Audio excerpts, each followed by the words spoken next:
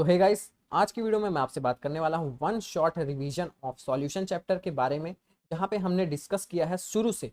देख सकते हो यहाँ पे अगर मैं आपको दिखाऊं तो शुरू से हमने यहाँ पे डिस्कस किया है। आप देख सकते हो सारी स्लाइड्स अवेलेबल हैं। ठीक है, सॉल्यूशन से लेके हमने क्लासिफिकेशन ऑफ सॉल्यूशन देखा है, फिर उसके बाद उसके अलग अलग बेसिस पे उसको डिफ्रेंशिएट किया है, और इसी तरह हम आगे बढ़ गए हैं कहाँ तक, एबनॉर्मल मॉलिक्यूलर मास और वांट ऑफ फैक्टर तक। लास्ट में हमने खत्म कर दिया है। अगर आपको ये वीडियो देखने के बाद अच्छा लगे तो इसको ज़रूर लाइक कर देना, चैनल को सब्सक्राइब कर देना। और हाँ, ये जो स्लाइड है इसका जो नोट्स का लिंक है ये आपको मिल जाएगा डिस्क्रिप्शन बॉक्स में, तो वहाँ से चेकआउट करना मत भूलना। करते हैं वीडियो को स्टार्ट बिना किसी टाइम वेस्ट के। तो आज हम पढ़ेंगे सॉल्यूशन और उसके टाइप्स। तो सबसे पहले हम बात कर लेते हैं डिफाइन की। Solution is a homogeneous mixture of two or more pure non reacting substance whose composition can be varied within certain limits। मतलब कि सॉल्यूशन एक होमोजेनियस मिक्सचर है। किसका मिक्सचर है? प्योर दो या फिर दो से ज़्यादा नॉन रिएक्टिंग कंपाउंड का या फिर सब्सटेंस का। ठीक है, जिसमें हम इसकी कंसंट्रेशन, दोनों नॉन रिएक्टिंग प्योर सब्सटेंस की कंसंट्रेशन को चेंज कर सकते हैं लिमिट के अनुसार। ठीक है, सारे पार्टिकल जो रहते हैं सॉल्यूशन में, उनका जो मॉलिक्यूलर साइज़ है वो इसके बराबर या फिर इससे कम रहना चाहिए। ठीक है, होमोजेनियस मिक्सचर का ये जो साइज़ रहता है बहुत कम रहता है, और वो यूनिफॉर्म रहते हैं, उनका कंसंट्रेशन यूनिफॉर्म रहता है थ्रू आउट द मिक्सचर। ठीक है, फॉर एग्जांपल अगर आप पानी ले रहे हो, ठीक है, पानी एक सॉल्यूशन टाइप मान लो। ठीक है, पानी में कुछ मिला दिए, होमोजेनियस मिक्सचर है। ठीक है, अब आप उसमें वो नहीं कर पाओगे, डिफ्रेंशिएट नहीं कर पाओगे कि कहाँ पे क्या है, कहाँ पे क्या है। फॉर एग्जांपल खून है, खून एक सॉल्यूशन होता है, ब्लड एक सॉल्यूशन होता है। अब आप उसमें डिफ्रेंशिएट नहीं कर पाओगे कहाँ पे हीमोग्लोबिन है, कहाँ पे मायोग्लोबिन है। ठीक है, उसमें सब है, लेकिन आप डिफ्रेंशिएट नहीं कर पाओगे। क्यों नहीं कर पाओगे? क्योंकि उनका साइज़ बहुत कम रहता है। ठीक है, तो पहला स्लाइड यही बोलता है। क्लासिफिकेशन की अगर बात करें तो चार तरह से हम इसको क्लासीफाई कर सकते हैं। नंबर ऑफ कंपोनेंट से, on the basis of solvent, on the basis of physical state, या फिर on the basis of concentration. ठीक है, तो सबसे पहले बात करेंगे on the basis of component. ठीक है, the substance constituting the solution, solution को जो सब्सटेंस बनाते हैं उसको हम बोलते हैं कंपोनेंट। ठीक है, अगर हमने दो कंपोनेंट ले लिए तब हम उसको बोलेंगे बाइनरी सॉल्यूशन। ठीक है, तीन ले लेंगे तो बोलेंगे टर्नरी सॉल्यूशन, अगर चार ले लेंगे तो उसको क्या बोलेंगे? Quaternary solution. ठीक है, ये स्लाइड सिर्फ इतना ही बताती है। उसके बाद component of solution which is present in large quantity. ठीक है, या फिर लार्ज अमाउंट। सॉल्यूशन में अगर आपने पानी लिया और उसमें शक्कर डाला तो एक होता है हमारा सॉल्वेंट जो कि लार्ज अमाउंट में प्रेजेंट रहता है। फॉर एग्जांपल पानी और शक्कर तो आप एक ही चम्मच डालोगे, तो वो रहता है लेस अमाउंट में जो कि रहता है सॉल्यूट। ठीक है, तो यहाँ पे वही लिखा है, देखो। और जो सॉल्वेंट रहता है वही डिसाइड करता है कि उसका फिजिकल स्टेट क्या होगा सॉल्यूशन का। जैसे कि पानी में अगर आप शक्कर डाल रहे हो, ठीक है, तब भी शक्कर डालने के बाद भी वो जो स्टेट रहेगी सॉल्यूशन की वो लिक्विड ही रहेगी, क्योंकि उनमें सॉल्वेंट जो है वो लिक्विड नेचर का है।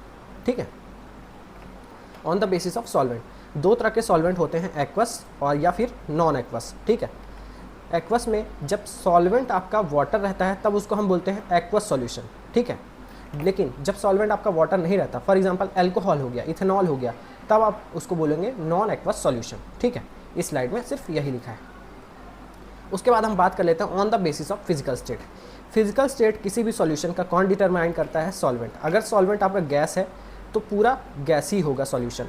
लिक्विड है आपका सॉल्वेंट तो लिक्विड होगा सॉल्यूशन, और अगर सॉलिड आपका है सॉल्वेंट तो आपका सॉलिड सॉल्यूशन ही होगा। अगर आप गैस को मिलाओगे तो मिक्सचर ऑफ ऑक्सीजन और नाइट्रोजन होता है एग्जाम्पल। लिक्विड को मिला दोगे गैस में तब आपका क्लोरोफॉर्म और नाइट्रोजन गैस बनेगा। सॉलिड को मिला दोगे गैस में तो कैम्फर, ठीक है, कपूर।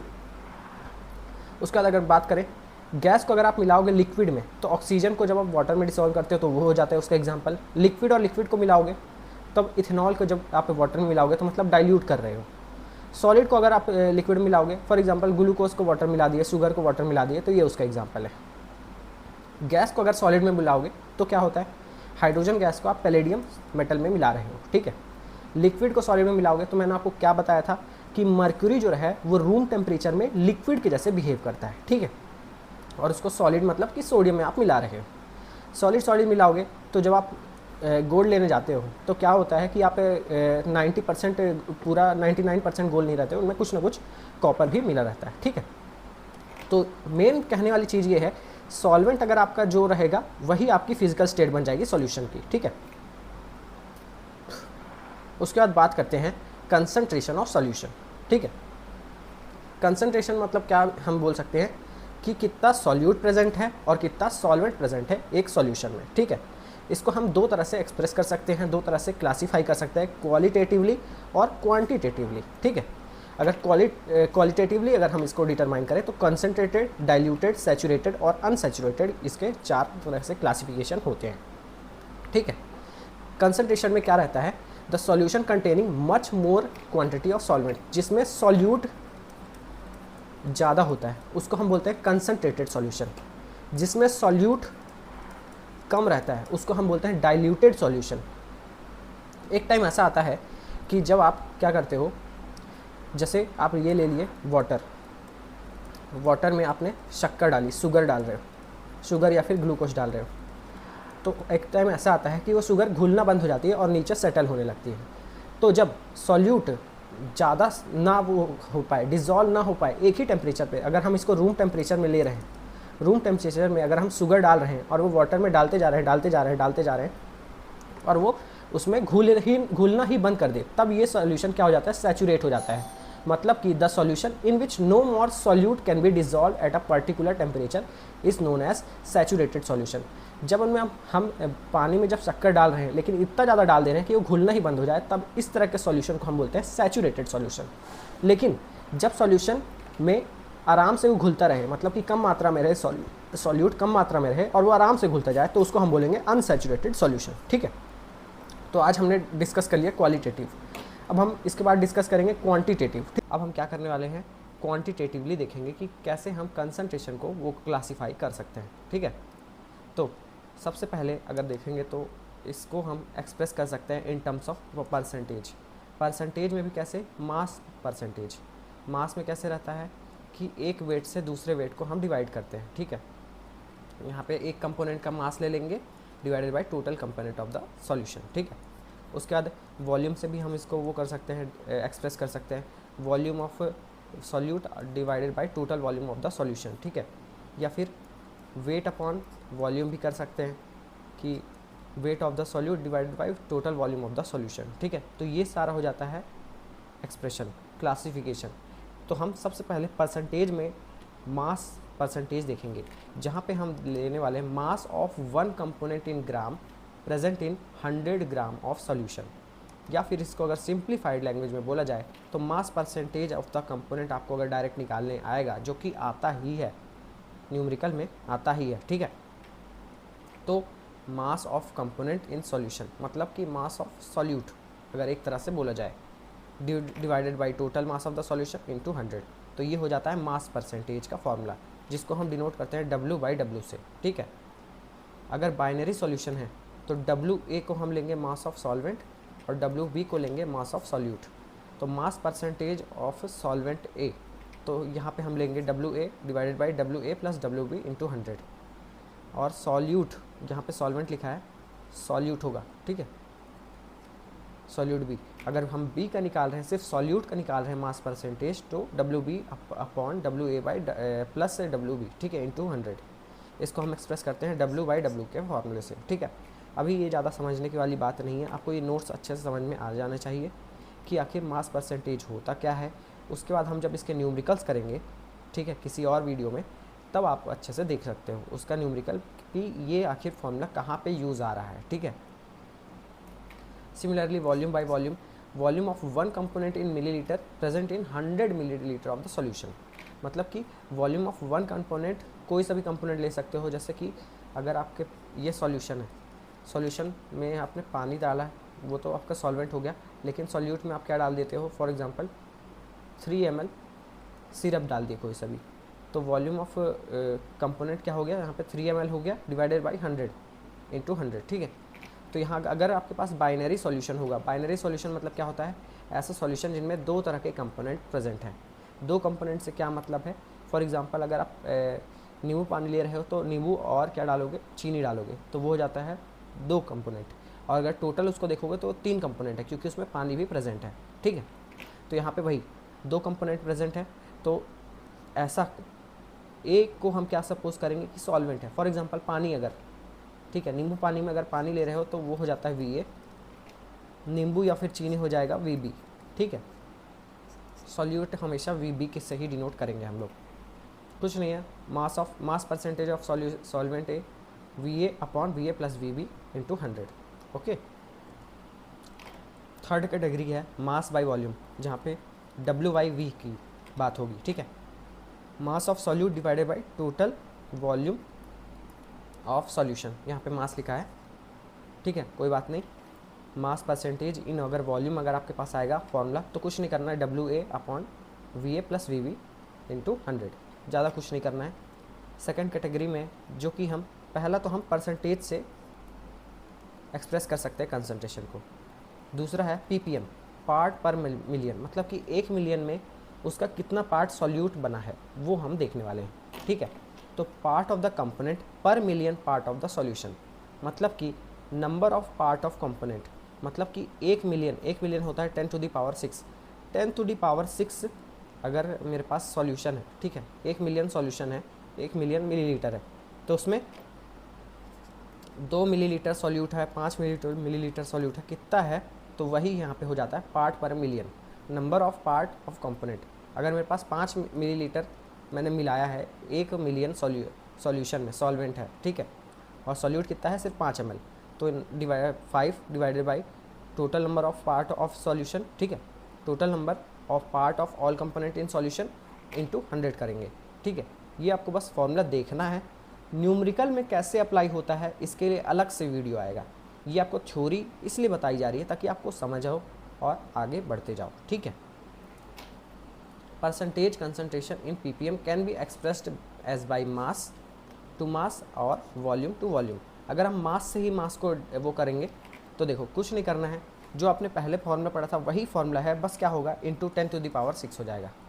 वॉल्यूम अभी कुछ नहीं करना है, जो आपने पहले फॉर्मूला पढ़ा था वही है, बस इंटू 10 टू द पावर 6 हो जाएगा। तो अभी तक हमने क्या पढ़ा कि कंसंट्रेशन को हम परसेंटेज से डिनोट कर सकते हैं, ठीक है, या फिर हम PPM से डिनोट कर सकते हैं, तो ये सारे तरीके होते हैं। मोलैरिटी थर्ड है हमारा, मोलैरिटी, जिसको हम M से, कैपिटल M से डिनोट करते हैं।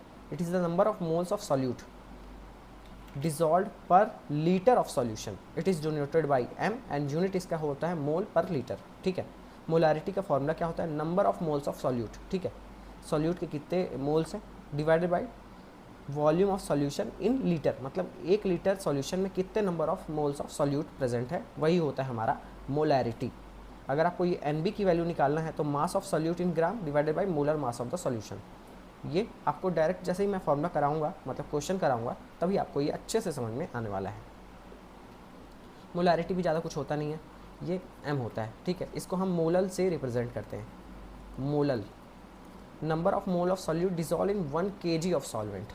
1 kg सॉल्वेंट में आपने कितने मोल्स ऑफ सॉल्यूट डाला है वो हो जाती है मोलैलिटी, ठीक है।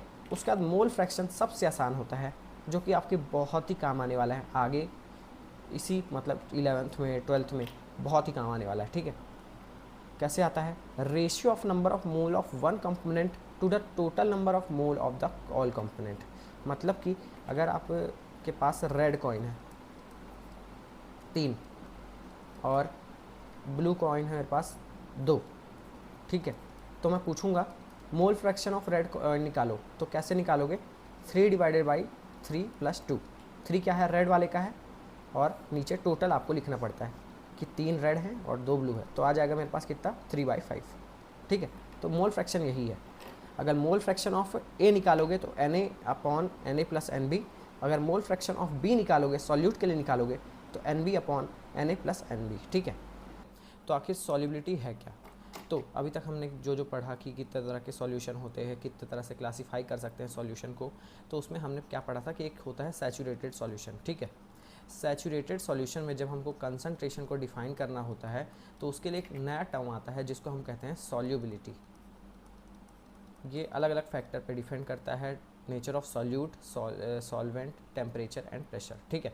तो अगर डिफाइन पढ़ें तो solubility is a term which is use to express the concentration of a saturated solution. मतलब कि सैचुरेटेड सॉल्यूशन का कंसंट्रेशन को डिफाइन करने के लिए एक नया टर्म हमने निकाला, उसको हमने कहा सॉल्युबिलिटी, ठीक है। ये डिपेंड करता है nature of solute, solvent, temperature और प्रेशर पे। तो अभी ये बेसिक डिफाइन है, ठीक है। अब हम आगे बढ़ें तो देखेंगे solubility of a solid in liquid, ठीक है। तो यहाँ पे अगर मैं बीकर बना लूँ तो लिक्विड में सॉलिड का, तो मतलब सॉलिड हमारा हो गया सॉल्यूट, ठीक है, और लिक्विड हो गया हमारा सॉल्वेंट, ठीक है। तो सम सॉल्यूट पार्ट, देखो the process of adding solid solute to liquid is called dissolution, ठीक है। तो जैसे ही हम सॉलिड डालते हैं लिक्विड में तो उसको हम बोलते हैं dissolution. Some solute particle in solution collide with the solute particle, मतलब कि जो ये डिसोल्यूशन वाले पार्टिकल रहते हैं ये कोलाइड करते हैं सॉल्यूट के पार्टिकल से जो पहले ही घुल चुके हैं। हम डालते जाते हैं, ठीक है। कब तक डालते जाते हैं? जब तक ये घुलना बंद ना हो जाए, उसी को हम क्या बोलते हैं? सैचुरेटेड सॉल्यूशन, ठीक है। ये तब तक घुलता रहेगा जब तक यहाँ पे सॉल्यूट के पार्टिकल ज़्यादा ना हो जाए। तो होता ये है कि कुछ पार्टिकल आपस में कोलाइड करते हैं, मतलब बाहर से आए हुए पार्टिकल अंदर के सॉल्यूट के पार्टिकल से कोलाइड करते हैं और प्रेसिपिटेट हो जाता है, मतलब कि नीचे जमने लगते हैं, ठीक है। और इसी प्रोसेस को क्या कहा जाता है? क्रिस्टलाइजेशन। तो यहाँ पे देखोगे सॉल्यूट प्लस सॉल्वेंट को अगर हम सॉल्यूशन में कन्वर्ट करते हैं तो वो हो जाता है डिसोल्यूशन, लेकिन सॉल्यूशन से जब हम सॉल्यूट और सॉल्वेंट में कन्वर्ट करते हैं तो उसको हम क्या कहते हैं? क्रिस्टलाइजेशन, ठीक है।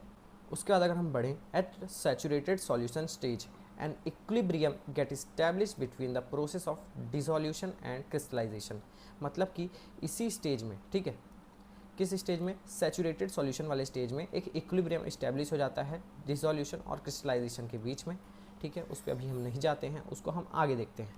देयरफॉर इन सैचुरेटेड सॉल्यूशन, ठीक है, condition concentration of solute will remain constant, मतलब कि सॉल्यूट का कंसंट्रेशन कांस्टेंट रहेगा एक अंडर एकदम स्पेसिफिक टेम्परेचर और प्रेशर में। मतलब कि यही है कि सैचुरेटेड सॉल्यूशन की कंडीशन में under a certain temperature and pressure solute का वो क्या कंसंट्रेशन कांस्टेंट रहेगा, ठीक है। The concentration of solute at this condition, और इसी कंडीशन में कंसंट्रेशन ऑफ सॉल्यूट, किस सॉल्यूशन का सॉल्यूट? सैचुरेटेड सॉल्यूशन का सॉल्यूट को हम क्या कहते हैं? सॉल्युबिलिटी, ठीक है। अब हम बात करते हैं ऐसे फैक्टर के बारे में जो कि बताते हैं solubility of solid in liquid, ठीक है। तो सबसे पहले का जो फैक्टर है वो है nature of solute and solvent, ठीक है। तो सबसे पहले आपको एक चीज़ पता होना चाहिए कि पोलर जो सॉल्यूट है वो डिजॉल्व होगा पोलर सॉल्वेंट में और नॉन पोलर डिजॉल्व होगा नॉन पोलर सॉल्वेंट में। तो पोलर मतलब क्या? Na के ऊपर प्लस रहता है, Cl के ऊपर माइनस रहता है। H2O मतलब क्या होता है? HOH, जहाँ पे OH के ऊपर रहता है माइनस और इसके ऊपर रहता है प्लस, ठीक है। तो पोलर सॉल्यूट है ये, और ये किस में हो रहा है? सॉल्वेंट। वाटर यहाँ पे सॉल्वेंट है और ये सॉल्यूट है, ठीक है। सोडियम क्लोराइड किस में रहता है? सॉलिड के फॉर्म में, ठीक है। उसके बाद नॉन पोलर सॉल्यूट डिजॉल्व करेगा नॉन पोलर सॉल्वेंट में। फॉर एग्जांपल नेफ्थलीन की आपने बॉल्स देखी हैं, वो भी सॉलिड में रहती है और बेंजीन एक लिक्विड रहता है, ठीक है। तो उसमें आराम से डिजॉल्व हो जाएगी। In general a solute dissolve in a solvent if intramolecular interaction similar between the two मतलब क्या है? सॉल्यूट एंड सॉल्वेंट, ठीक है। तो सॉल्यूट उसी सॉल्वेंट में डिसॉल्व होगा जिसमें सेम उसको इंट्रामोलिकुलर इंटरेक्शन देखने को मिलेगा, इसीलिए पोलर हमेशा पोलर के साथ ही डिसॉल्व करेगा और नॉन पोलर हमेशा नॉन पोलर के साथ ही डिसॉल्व करेगा, ठीक। उसके बाद अगर बात करें solubility of solid in liquid में, तो सेकंड आता है प्रेशर। तो प्रेशर यहाँ पे कोई सिग्निफिकेंट रोल नहीं दिखाता है, पर ये नेक्स्ट वाले केस में ज़रूर दिखाएगा। उसके बाद हम बढ़ते हैं टेम्परेचर में। तो solubility of solid in liquid is significantly affected by temperature change. तो टेम्परेचर चेंज में कैसे ये अफेक्ट करता है वो देख लेते हैं, ठीक है। तो ये देखो सॉलिड प्लस सॉल्यूट क्या है? एक इक्विलिब्रियम बना, ठीक है। और यहाँ पे डेल्टा H पॉजिटिव है, तो इसका कुछ मतलब होता है, ठीक है, वो हम आगे देखेंगे। तो ये हो जाता है पहले तो डिसोल्यूशन। तो पहला हमें देखने को ये मिलता है कि जो डिसोल्यूशन है वो एंडोथर्मिक नेचर का है, मतलब कि उनमें हीट देनी पड़ रही है, जिसकी वजह से सॉल्युबिलिटी इंक्रीज हो रही है विथ राइज इन टेम्परेचर। जैसे जैसे हम टेम्परेचर बढ़ा रहे हैं तो क्या हो रहा है, हमें देखने को ये मिल रहा है कि सॉल्युबिलिटी भी बढ़ रही है, और ये हो जाता है एंडोथर्मिक इन नेचर, जिसका साइन है delta H is equals to positive, ठीक है। तो जिसका एग्जाम्पल है सोडियम बाइकार्बोनेट डॉट H2O, ठीक है। उसके बाद अगर देखोगे, अगर डिसोल्यूशन एक्सोथर्मिक हो, मतलब कि अगर डेल्टा H नेगेटिव हो, तो सॉल्युबिलिटी डिक्रीज करेगी with increase in temperature. Temperature भले आप इंक्रीज करो पर सॉल्युबिलिटी डिक्रीज करेगी। फॉर एग्जांपल NaCl हो गया, KCl हो गया, उसको जैसे ही डालोगे टेम्परेचर इंक्रीज करोगे तो क्या होगा, जो NaCl है, ठीक है, NaCl है वाटर में अपन ने डाला था, ठीक है। तो ये क्या करेगा, सॉलिबिलिटी को डिक्रीज़ कर देगा, मतलब फिर से अपने सॉलिड फॉर्म में आ जाएगा, ठीक है। अब हम पढ़ते हैं अपना मेन टॉपिक जो है आज का, solubility of gas in liquid, ठीक है। अभी तक हमने solubility of solid in liquid पढ़ा, जिनमें कुछ कुछ बातें हमने पढ़ी कि पोलर सॉल्वेंट सिर्फ पोलर के सॉल्यूट के साथ ही डिजॉल्व करेगा, प्रेशर का इनमें कोई रोल नहीं रहता। टेम्परेचर में क्या होता है, एक्सोथर्मिक के केस में सॉलिबिलिटी डिक्रीज करती है, एंडोथर्मिक के केस में सॉलिबिलिटी इंक्रीज करती है। हमने अभी तक उतना ही पढ़ा, ठीक है। अब देखो, solubility of any gas in a particular liquid is volume of gas, मतलब कि गैस को अगर आप लिक्विड में डालोगे तो ये बन जाएगा वॉल्यूम ऑफ गैस, ठीक है। That can be dissolve in unit volume, मतलब कि अगर ये कंटेनर है, इसमें लिक्विड प्रेजेंट है और गैस भी डाल रहे हो, तो ये ओवरऑल वॉल्यूम बन जाएगा, ठीक है। फॉर एग्जांपल ये इनमें 100 सीसी है, मतलब कि 100 कंपार्टमेंट हैं, ऐसे आप मान लो कि 100 पार्ट्स हैं इसके। तो 1 क्यूबिक सेंटीमीटर में, एक कंपार्टमेंट में आप कितने गैस को डिसॉल्व करा सकते हो जिससे कि वो सैचुरेटेड सॉल्यूशन बना पाए एक सर्टेन टेम्परेचर और प्रेशर में। इसी को हम बोल देते हैं solubility of gas in liquid, ठीक है। मतलब कि यही है कि पहले आप लिक्विड लोगे सॉल्वेंट में, उसमें गैस डालोगे, ठीक है, तो ये हो जाएगी क्या, वॉल्यूम ऑफ द गैस। अब that can be dissolve in unit volume. अब अगर हमको एक ही यूनिट, 1 क्यूबिक सेंटीमीटर में डिजॉल्व करना हो तो वो, और उसको फॉर्म करना हो सैचुरेटेड सॉल्यूशन, ठीक है। अब फिर से एक बात देखो कि हमने क्या किया, गैस को डिजॉल्व किया 1 क्यूबिक सेंटीमीटर में, ठीक है, और तब तक डिजॉल्व करेंगे जब तक ये सॉल्यूशन सैचुरेटेड सॉल्यूशन नहीं हो जाए एट अ सर्टेन टेम्परेचर और प्रेशर। तो इसको हम क्या कह देते हैं, solubility of gas in liquid, ठीक है। अब इसके फैक्टर देखेंगे तो अलग अलग गैस अलग अलग बिहेव करती हैं सेम सॉल्वेंट में, जैसे कि नाइट्रोजन हो गई, हाइड्रोजन हो गई, ऑक्सीजन हो गई, जिसका लिक्विफिकेशन आसानी से नहीं होता, मतलब डिफ़िकल्ट होता है, वो वाटर में थोड़ा सा ही घुलती हैं, ठीक है, थोड़ा ही सॉल्यूबल दिखाती हैं। जबकि अमोनिया हो गया, सल्फर डाइऑक्साइड हो गया, HCl हो गया, वो हाईली सॉल्यूबल इन रहती हैं वाटर में, ठीक है, ठीक है। अब बढ़ते हैं नेक्स्ट हमारे पॉइंट में, temperature. The process of dissolution is exothermic. यहाँ पे क्या होता है कि जो डिसोल्यूशन होता है वो एक्सोथर्मिक प्रेफर करता है। तो सॉलिबिलिटी ऑफ गैस डिक्रीज करती है राइज इन टेम्परेचर, जैसे जैसे हम टेम्परेचर बढ़ाते हैं तो सॉलिबिलिटी डिक्रीज करती है। ये किसके केस में होता है, solubility of gas in liquid के केस में। तो गैस और सॉल्वेंट जैसे ही डालोगे तो कुछ सॉल्यूशन बनता है और कुछ हीट रिलीज होती है। लेकिन होता ये है कि जैसे ही आप यहाँ पे टेम्परेचर बढ़ाओगे सॉल्यूशन का, तो सॉलिबिलिटी डिक्रीज होगी और ये वापस गैस और सॉल्वेंट में चला जाएगा।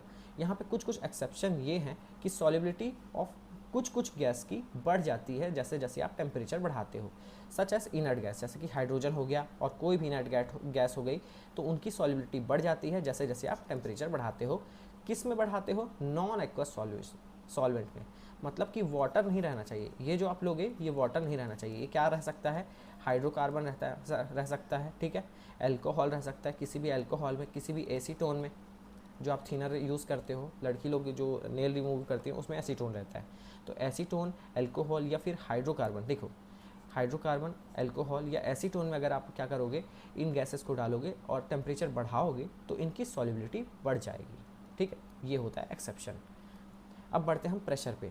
तो पिछले केस में solubility of solid in liquid में प्रेशर का कोई रोल नहीं था, पर यहाँ पे बहुत ज़्यादा रोल है। यहाँ पे 2 तरह के रोल होते हैं। Solubility of gas increases with increasing pressure, मतलब कि प्रेशर बढ़ाओगे तो सॉलिबिलिटी बढ़ेगी,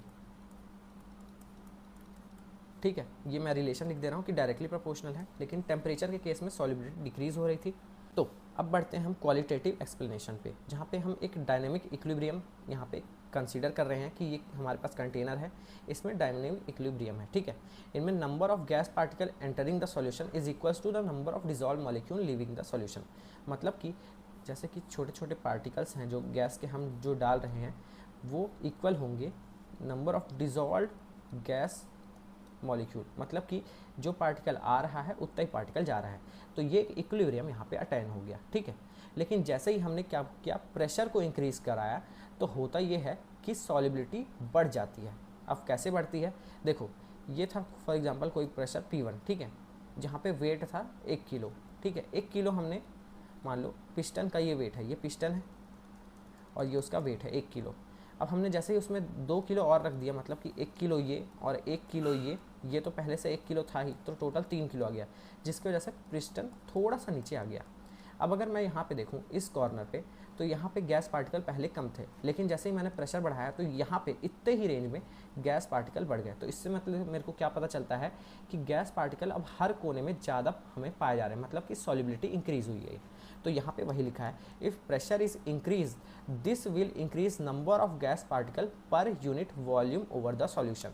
ठीक है, तो ये यूनिट वॉल्यूम हो गया, मतलब कि एक यूनिट वॉल्यूम में हमें ज़्यादा गैस पार्टिकल देखने को मिली, जिसका है as a result more and more striking the liquid surface. ठीक है, तो more and more gas particle strike कर रहे हैं लिक्विड के सरफेस में, जिसकी वजह से इंक्रीज हो जाता है गैस की सॉल्युबिलिटी और एक नया इक्विलिब्रियम यहाँ पे रीच होता है। पहले इक्विलिब्रियम यहाँ पे था, अब इक्विलिब्रियम यहाँ पे है। ठीक है, तो ये हो गया। तो ये था हमारा क्या, क्वालिटेटिव एक्सप्लेनेशन प्रेशर की तरफ से। ठीक है, अब क्वांटिटेटिव एक्सप्लेनेशन दिया हमारे हेनरी नाम के साइंटिस्ट ने, जिनका पूरा नाम था विलियम हेनरी, जो कि पहले साइंटिस्ट थे जो कि दिए हमारे क्वालिटेटिव रिलेशन बिटवीन प्रेशर और सॉल्युबिलिटी के बीच में, और यही आगे चल के बन गया हेनरीज लॉ।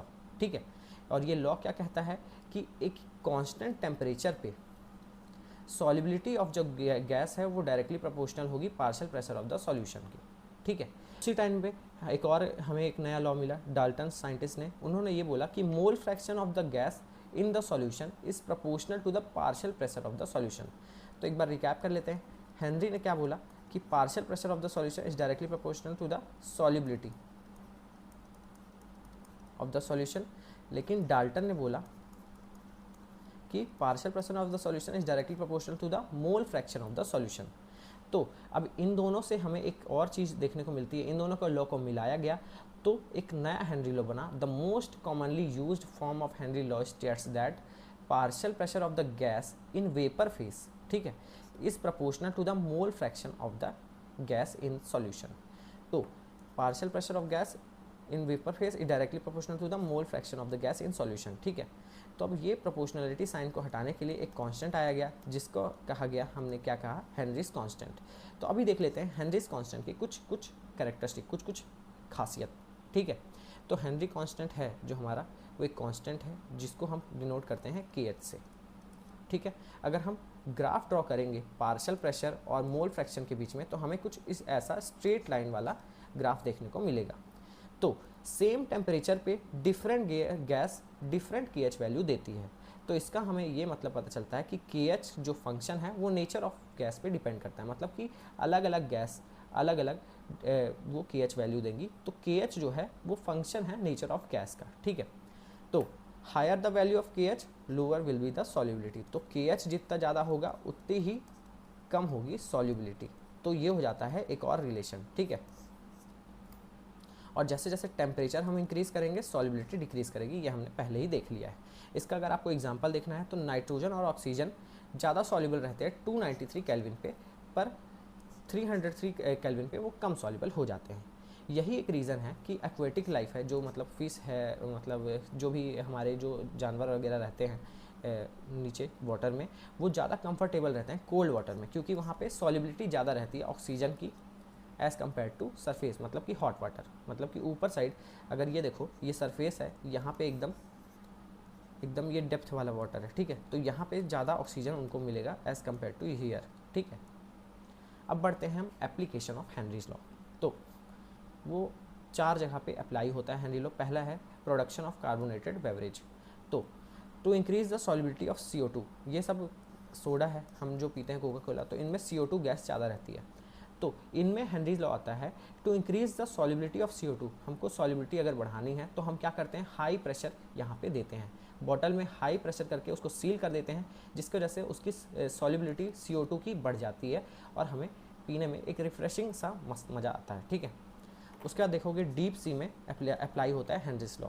तो जो स्कूबा डाइवर रहते हैं वो सिलेंडर ये जो यूज़ करते हैं, मतलब करते थे, वो नाइट्रोजन और ऑक्सीजन का रहता था बेसिकली। ठीक है, तो ये जो कंप्रेस्ड एयर रहती थी ऊपर से, मतलब कि बहुत दबी हुई एयर रहती थी, तो ये क्या करती थी, बहुत सूटेबल नहीं है। अगर यहाँ पे देखोगे वाटर के सरफेस में देखोगे तो नाइट्रोजन सॉल्युबल नहीं है ब्लड में, मतलब कि ये तो अगर वो इनहेल करेगा तो ब्लड में ही जाएगा ह्यूमन के। ठीक है, तो नाइट्रोजन गैस ब्लड में सॉल्युबल नहीं थी एट मतलब लो प्रेशर। लेकिन जैसे जैसे वो नीचे जाता है स्कूबा डाइवर, थोड़े डेप्थ में जाता है, डीप सी में जाता है, तो नाइट्रोजन गैस डिज़ोल्व होने लगती है। लेकिन फिर यहाँ पे दुविधा ये आई कि जैसे जैसे फिर वो ऊपर आएगा तो होता यह है कि नाइट्रोजन जो गैस डिजॉल्व हुई थी ब्लड में वो बबल के फॉर्म में आ जाती है, ठीक है। When divers come towards the surface, यहाँ पे वही लिखा है, when scuba diver come towards the surface at atmospheric pressure या फिर normal pressure, this dissolved nitrogen bubbles out of blood। मतलब कि ये जैसे कि अगर ब्लड स्ट्रीम है तो यहाँ पे नाइट्रोजन के बबल आने लगे, जिसकी वजह से उसको सांस लेने में दिक्कत होने लगी, ठीक है, और वो ब्लड के फ्लो को रोक दिए, और उससे एक नई डिसीज़ का आरंभ हुआ जिसको हम कहते हैं बेंड्स। तो इसी बेंड्स को अवॉइड करने के लिए जो पहले हम टैंक में नाइट्रोजन और ऑक्सीजन बस डालते थे, तो अब हमने क्या किया, नाइट्रोजन का कंटेंट पहले तो कम किया, उसमें हमने हीलियम भी डाला और ऑक्सीजन भी डाला, जिनमें हमने डाला हीलियम 11.7%, 56.2% नाइट्रोजन हमने डाला और 32.1% ऑक्सीजन हमने डाला, ठीक। थर्ड एप्लीकेशन है हेनरीज लॉ का कि हाई एल्टीट्यूड में पार्शियल प्रेशर कम रहता है, जिसकी वजह से ये होता है कि ऑक्सीजन हमें हाई एल्टीट्यूड में, ये जो रहते हैं माउंटेन क्लाइंबर, इनको कम मतलब ऑक्सीजन मिलता है, जिसका क्या होता है कि इनके कंसंट्रेशन में और मतलब इनके ब्लड में ऑक्सीजन का कंसंट्रेशन कम हो जाता है, जिसकी वजह से ये वीक हो जाते हैं और आराम से मतलब थिंक नहीं कर सकते जितना आप यहाँ पे कर सकते हो। अगर आप ऊंचा पहाड़ में जाओगे तो आपको कुछ सोच ही नहीं सकते, मतलब आपकी शक्ति चली जाएगी, जिस सिचुएशन को कहते हैं एनॉक्सिया, ठीक है। तो होता यही है कि हाई एल्टीट्यूड में पार्शियल प्रेशर ऑक्सीजन का कम हो जाता है, जिसकी वजह से ऑक्सीजन का कंसंट्रेशन कम हो जाता है ब्लड में, और उसके वजह से एक बीमारी कॉज होती है जो कि क्या होती है, एनॉक्सिया। वो क्या करती है, आपको वीक बना देती है, अनेबल टू थिंक क्लियरली, ठीक है। तो यही हो जाता है हाई एल्टीट्यूड में। इसीलिए ये सारे हमारे जो एग्जांपल है ये क्या बताता है कि पार्शियल प्रेशर अगर कम होगा, हाई एल्टीट्यूड में प्रेशर कम रहता है, ठीक है, हाई एल्टीट्यूड में प्रेशर कम रहता है तो ऑक्सीजन का भी सॉल्युबिलिटी एयर में कम रहती है, जिसकी वजह से क्या होता है, ब्लड में ऑक्सीजन जब जाता है तो वो लेस सॉल्युबल रहता है, ठीक है, मतलब कि कम अवेलेबल रहता है, लेस सॉल्युबल रहता है। लेकिन जैसे जैसे आप नीचे जाओगे पार्शियल प्रेशर बढ़ेगा तो ऑक्सीजन भी आपके बॉडी में बढ़ेगा, क्योंकि सॉल्युबिलिटी उसकी ज़्यादा हो जाती है आपके ब्लड में, ठीक है। तो ये सारे थे एप्लीकेशन ऑफ हेनरीज लॉ। अब बढ़ते हैं लिमिटेशन में। तो लिमिटेशन हेनरीज लॉ का यही था कि ये आइडियल कंडीशन में ही मतलब फॉलो कर सकता है हेनरीज लॉ। आइडियल कंडीशन मतलब लो प्रेशर और हाई टेम्परेचर, और इसका एक कंडीशन ये था कि जो भी गैस यहाँ पे हम ले रहे हैं, सॉल्यूट मतलब कोई भी गैस इन लिक्विड हम लोग देख रहे थे, सॉल्युबिलिटी ऑफ गैस, ठीक है, इन लिक्विड, सॉल्वेंट हमारा क्या रहना चाहिए, लिक्विड रहना चाहिए। तो इसकी एक कंडीशन और ये थी कि जो गैस है वो आपस में रिएक्ट नहीं करना चाहिए। फॉर एग्जांपल अगर मैं NH3 ले लेता और H2O ले लेता, यहाँ पे NH3 गैस ले लेता, अमोनिया गैस, और ये वाटर सॉल्वेंट ले लेता, तो मुझे अमोनियम हाइड्रोक्साइड मिल जाता जो कि आपस में ही रिएक्ट कर दे रहे हैं, तो मैं आप सॉल्युबिलिटी देख ही नहीं पाता, ठीक है। तो सबसे पहले आखिर समझते हैं कि वेपर प्रेशर ऑफ लिक्विड आखिर होता क्या है, ठीक है। तो लिक्विड सॉल्यूशन फॉर्म कब बनते हैं, जब हमारा सॉल्वेंट क्या रहता है, लिक्विड रहता है। देखो सॉल्यूशन किससे बनता है, सॉल्यूट से प्लस सॉल्वेंट से। तो जो सॉल्वेंट का सॉल्यूशन का फेस है, ठीक है, सॉल्यूशन का मतलब कि सॉलिड होगा, लिक्विड होगा या गैस होगा, वो डिपेंड करता है सॉल्वेंट पे। अगर सॉल्वेंट हम लिक्विड ले रहे हैं तो हमारा सॉल्यूशन भी लिक्विड ही होगा, ठीक है। तो liquid solution are formed when solvent is liquid. तो पहली लाइन क्लियर हो गई। तो आज के हम वीडियो में क्या पढ़ने वाले हैं, solution of liquid in liquid और solution of solid in liquid, ठीक है, जहाँ पे सॉल्यूट एक बार लिक्विड होगा और एक बार सॉलिड होगा, ठीक है, और सॉल्वेंट हमारा क्या रहेगा, लिक्विड ही रहेगा, सॉल्वेंट हमारा लिक्विड ही रहेगा। अब ऐसे होगा जब हम लिक्विड इन लिक्विड पढ़ेंगे तो हम ये देखेंगे कि ये एक वोलेटाइल कंपोनेंट भी हो सकता है या फिर दोनों वोलेटाइल कंपोनेंट भी हो सकते हैं, मतलब सॉल्यूट बस वोलेटाइल हो सकता है और एक कैसा ऐसा पढ़ेंगे जिनमें सॉल्वेंट भी वोलेटाइल होगा, ठीक है। तो लिक्विड अगर हम सॉल्वेंट यहाँ पे अभी हम कंसीडर कर रहे हैं कि हमारा जो सॉल्वेंट है वो वोलेटाइल नेचर का है, सॉल्यूट हो भी सकता है और नहीं भी हो सकता है, ठीक है। तो सबसे पहले हम देख लेते हैं कि आखिर बाइनरी सॉल्यूशन क्या होते हैं। बाइनरी सॉल्यूशन मतलब ऐसे सॉल्यूशन जिसमें दो कंपोनेंट प्रेजेंट हो। दो कंपोनेंट मतलब एक हो गया सॉल्यूट और एक हो गया सॉल्वेंट। तो ये तो तुम बोलोगे कि भैया ये तो हम पढ़ ही रहे थे, ठीक है। तो उसके पहले हमने वीडियो में क्या डिस्कस किया कि टर्नरी सॉल्यूशन होते हैं, मतलब कि जहाँ पे दो सॉल्यूट होते हैं, ठीक है, सॉल्यूट। तो जहाँ पे दो सॉल्यूट और एक सॉल्वेंट है इसको बोलते हैं टर्नरी। जहाँ पे तीन सॉल्यूट और एक सॉल्वेंट है इसको बोलते हैं क्वाटरनरी सॉल्यूशन, ठीक है। लेकिन वहाँ तक हम नहीं जाएंगे, आज हम कहाँ तक पढ़ेंगे, ऐसे सॉल्यूशन जिनमें एक सॉल्यूट हो और एक सॉल्वेंट हो। सॉल्यूट सॉलिड भी हो सकता है, सॉलिड और लिक्विड भी हो सकता है। तो हम एक एक करके पढ़ेंगे, ठीक है। सबसे पहले हम वेपर प्रेशर का कॉन्सेप्ट पढ़ लेते हैं कि आखिर वेपर प्रेशर क्या होता है, ठीक है। तो अभी हम क्या सोच रहे हैं कि हमारा जो सॉल्वेंट है वो वोलाटाइल नेचर का है, ठीक है। वोलाटाइल नेचर मतलब कि वो भाप ज़्यादा जल्दी बन जाता है। फॉर एग्जांपल अगर आप थिनर लेते हो जिससे नेल पॉलिश साफ़ करते हैं, उसको आप खुले में रख दोगे तो वो उड़ जाएगा धीरे धीरे।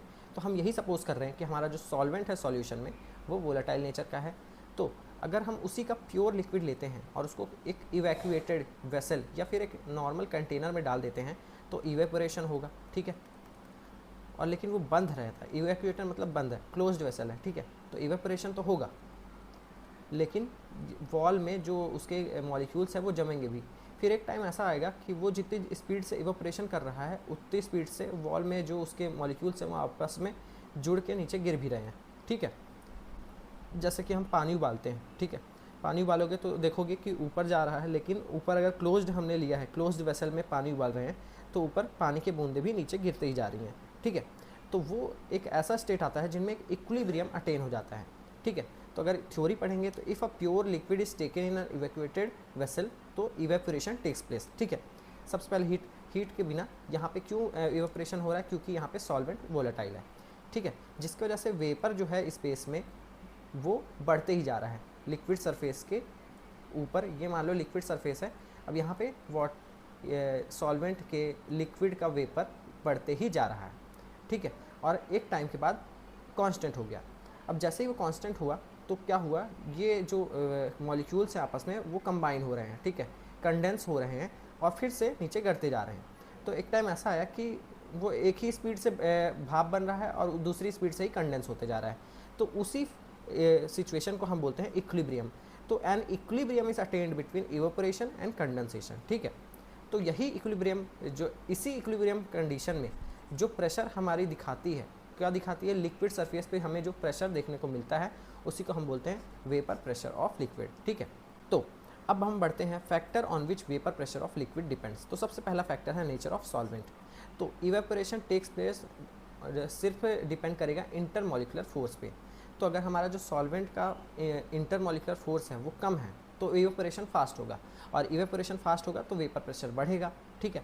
तो यहाँ पे मैंने सिंपल एकदम लिख दिया है रिलेशन कि अगर आपके सॉल्वेंट का, ठीक है, इंटरमॉलिकुलर फोर्स ज़्यादा है तो इवेपोरेशन कम होगा और वेपर प्रेशर भी कम बनेगा। लेकिन अगर आपके सॉल्वेंट का इंटरमॉलिकुलर फोर्स कम है तो इवेपोरेशन जल्दी होगा, वेपर प्रेशर ज़्यादा बनेगा, ठीक है। उसका टेम्परेचर पे, on increasing temperature evaporation increases. तो अगर आप टेम्परेचर बढ़ाओगे तो इवेपोरेशन बढ़ेगा, जिसके बाद वेपर प्रेशर भी बढ़ेगा, और अगर टेम्परेचर डिक्रीज़ करोगे तो इवेपोरेशन होगा ही नहीं, जिसके बाद मतलब वेपर प्रेशर भी नहीं बढ़ेगा। तो अगर एक फाइनल यहाँ पे रिलेशन देखोगे तो इंटरमॉलिकुलर फोर्स और नेचर और टेम्परेचर में क्या डिफरेंस है, आपस में इन्वर्सली प्रोपोर्शनल है, और इवेपोरेशन और वेपर प्रेशर आपस में डायरेक्टली प्रोपोर्शनल है, ठीक है। तो अगर आप टेम्परेचर बढ़ाओगे तो इंटरमॉलिकुलर फोर्स कम होगा और इवेपोरेशन बढ़ेगा, ठीक है। तो अब हम पढ़ने जा रहे हैं vapour pressure of liquid solution. तो जैसा कि मैंने बोला, एक बाइनरी सॉल्यूशन में हमने दो वोलेटाइल लिक्विड ले लिए। इस बार हमने क्या किया, सॉल्यूट को भी वोलेटाइल ले लिया, ठीक है, और क्लोज वेसल में रखा। तो उन दोनों के कंपोनेंट क्या हुए, पहले इवेपोरेट हुए फिर कंडेंस हुए। तो उसके वजह से एक इक्विलिब्रियम अटेन हो गया, ठीक, इसके बीच में वेपर और लिक्विड के बीच में इक्विलिब्रियम यहाँ पे बन गया। तो अगर हमें टोटल प्रेशर देखना है तो sum of partial pressure of each component. For example अगर सॉल्यूट को मैं ए मानता हूँ, ठीक है, सॉल्यूट को अगर मैं ए मानता हूँ तो सॉल्यूट का प्रेशर प्लस सॉल्वेंट को अगर मैं बी मानता हूँ तो सॉल्वेंट का प्रेशर ही टोटल उन लोग के पार्शियल प्रेशर का जो सम होगा वही होगा हमारा टोटल वेपर प्रेशर, ठीक। अब आखिर रॉल्ट लॉ क्या बोलता है वो भी एक बार पढ़ लेते हैं, ठीक है। तो at a given temperature for a solution of volatile liquid the partial pressure of each component of solution, मतलब कि partial pressure of solution is directly proportional to the mole fraction of the solution, ठीक है। बस यहाँ पे होता ये है कि पार्शियल प्रेशर और प्रोपोर्शनलिटी साइन हटाने के लिए मोल फ्रैक्शन के बीच में एक कांस्टेंट आ जाता है जो होता है partial pressure of pure substance, ठीक है, या फिर प्योर स्टेट। किसी भी सॉल्यूशन के प्योर स्टेट का पार्शियल प्रेशर ही क्या रहता है, ये P1 नॉट रहता है, ठीक है।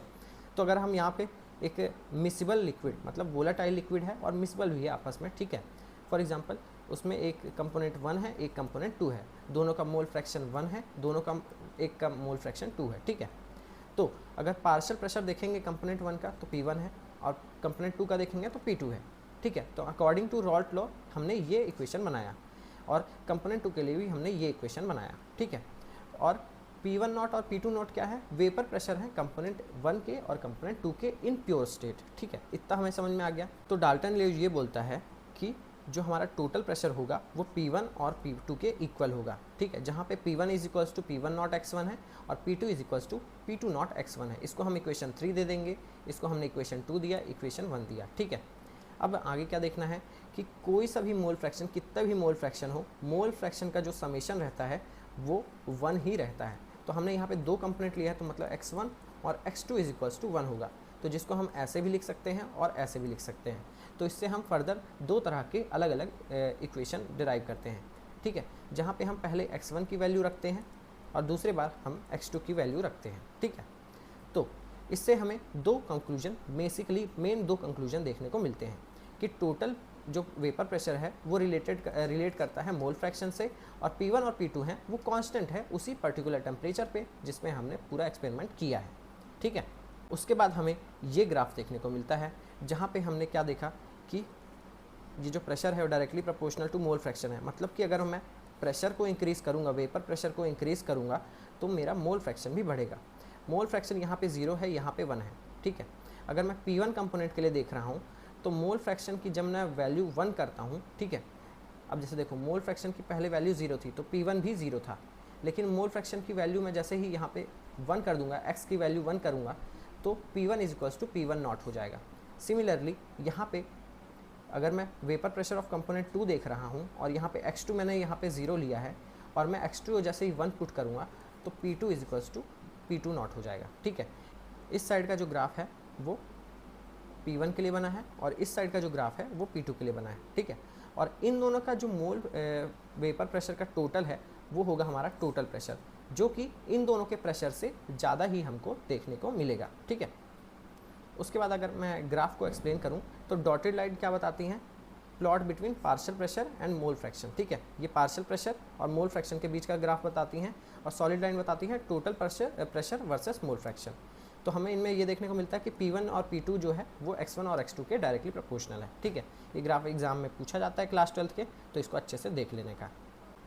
यहाँ पे एक चीज़ हमें देखने को ये भी मिलती है कि टोटल वेपर प्रेशर है वो इंक्रीज़ भी कर सकता है, डिक्रीज़ भी कर सकता है, और डिपेंड भी करता है component of mole fraction of component ए। मतलब कि टोटल जो वेपर प्रेशर है वो मोल फ्रैक्शन ऑफ कंपोनेंट ए पे भी डिपेंड करता है, और प्योर कंपोनेंट P1 नॉट और P2 पे भी डिपेंड करता है। सेकंड पॉइंट ये बोलता है कि हम यहाँ पे P2 नॉट को ज़्यादा लेके चल रहे हैं, वैल्यू को यहाँ पे ज़्यादा कंसीडर कर रहे हैं P1 नॉट से। तो इससे हमें ये इससे हमें ये पता चलता है कि P1 नॉट है जो वो लेस वोलेटाइल है, मतलब कि कंपोनेंट 1 है वो लेस वोलेटाइल है और 2 है वो ज़्यादा वोलेटाइल है, ठीक है। तो minimum value of P total हमारी क्या होगी, P1 नॉट होगी, और maximum value of P total हमारी क्या होगी, P2 नॉट होगी। बस यही कंक्लूजन मिल रहा है, ठीक है।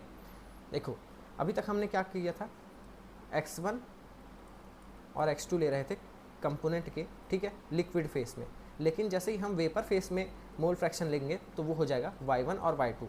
तो y1 और y2 are the mole fraction of component 1 and 2 in vapour phase, ठीक है।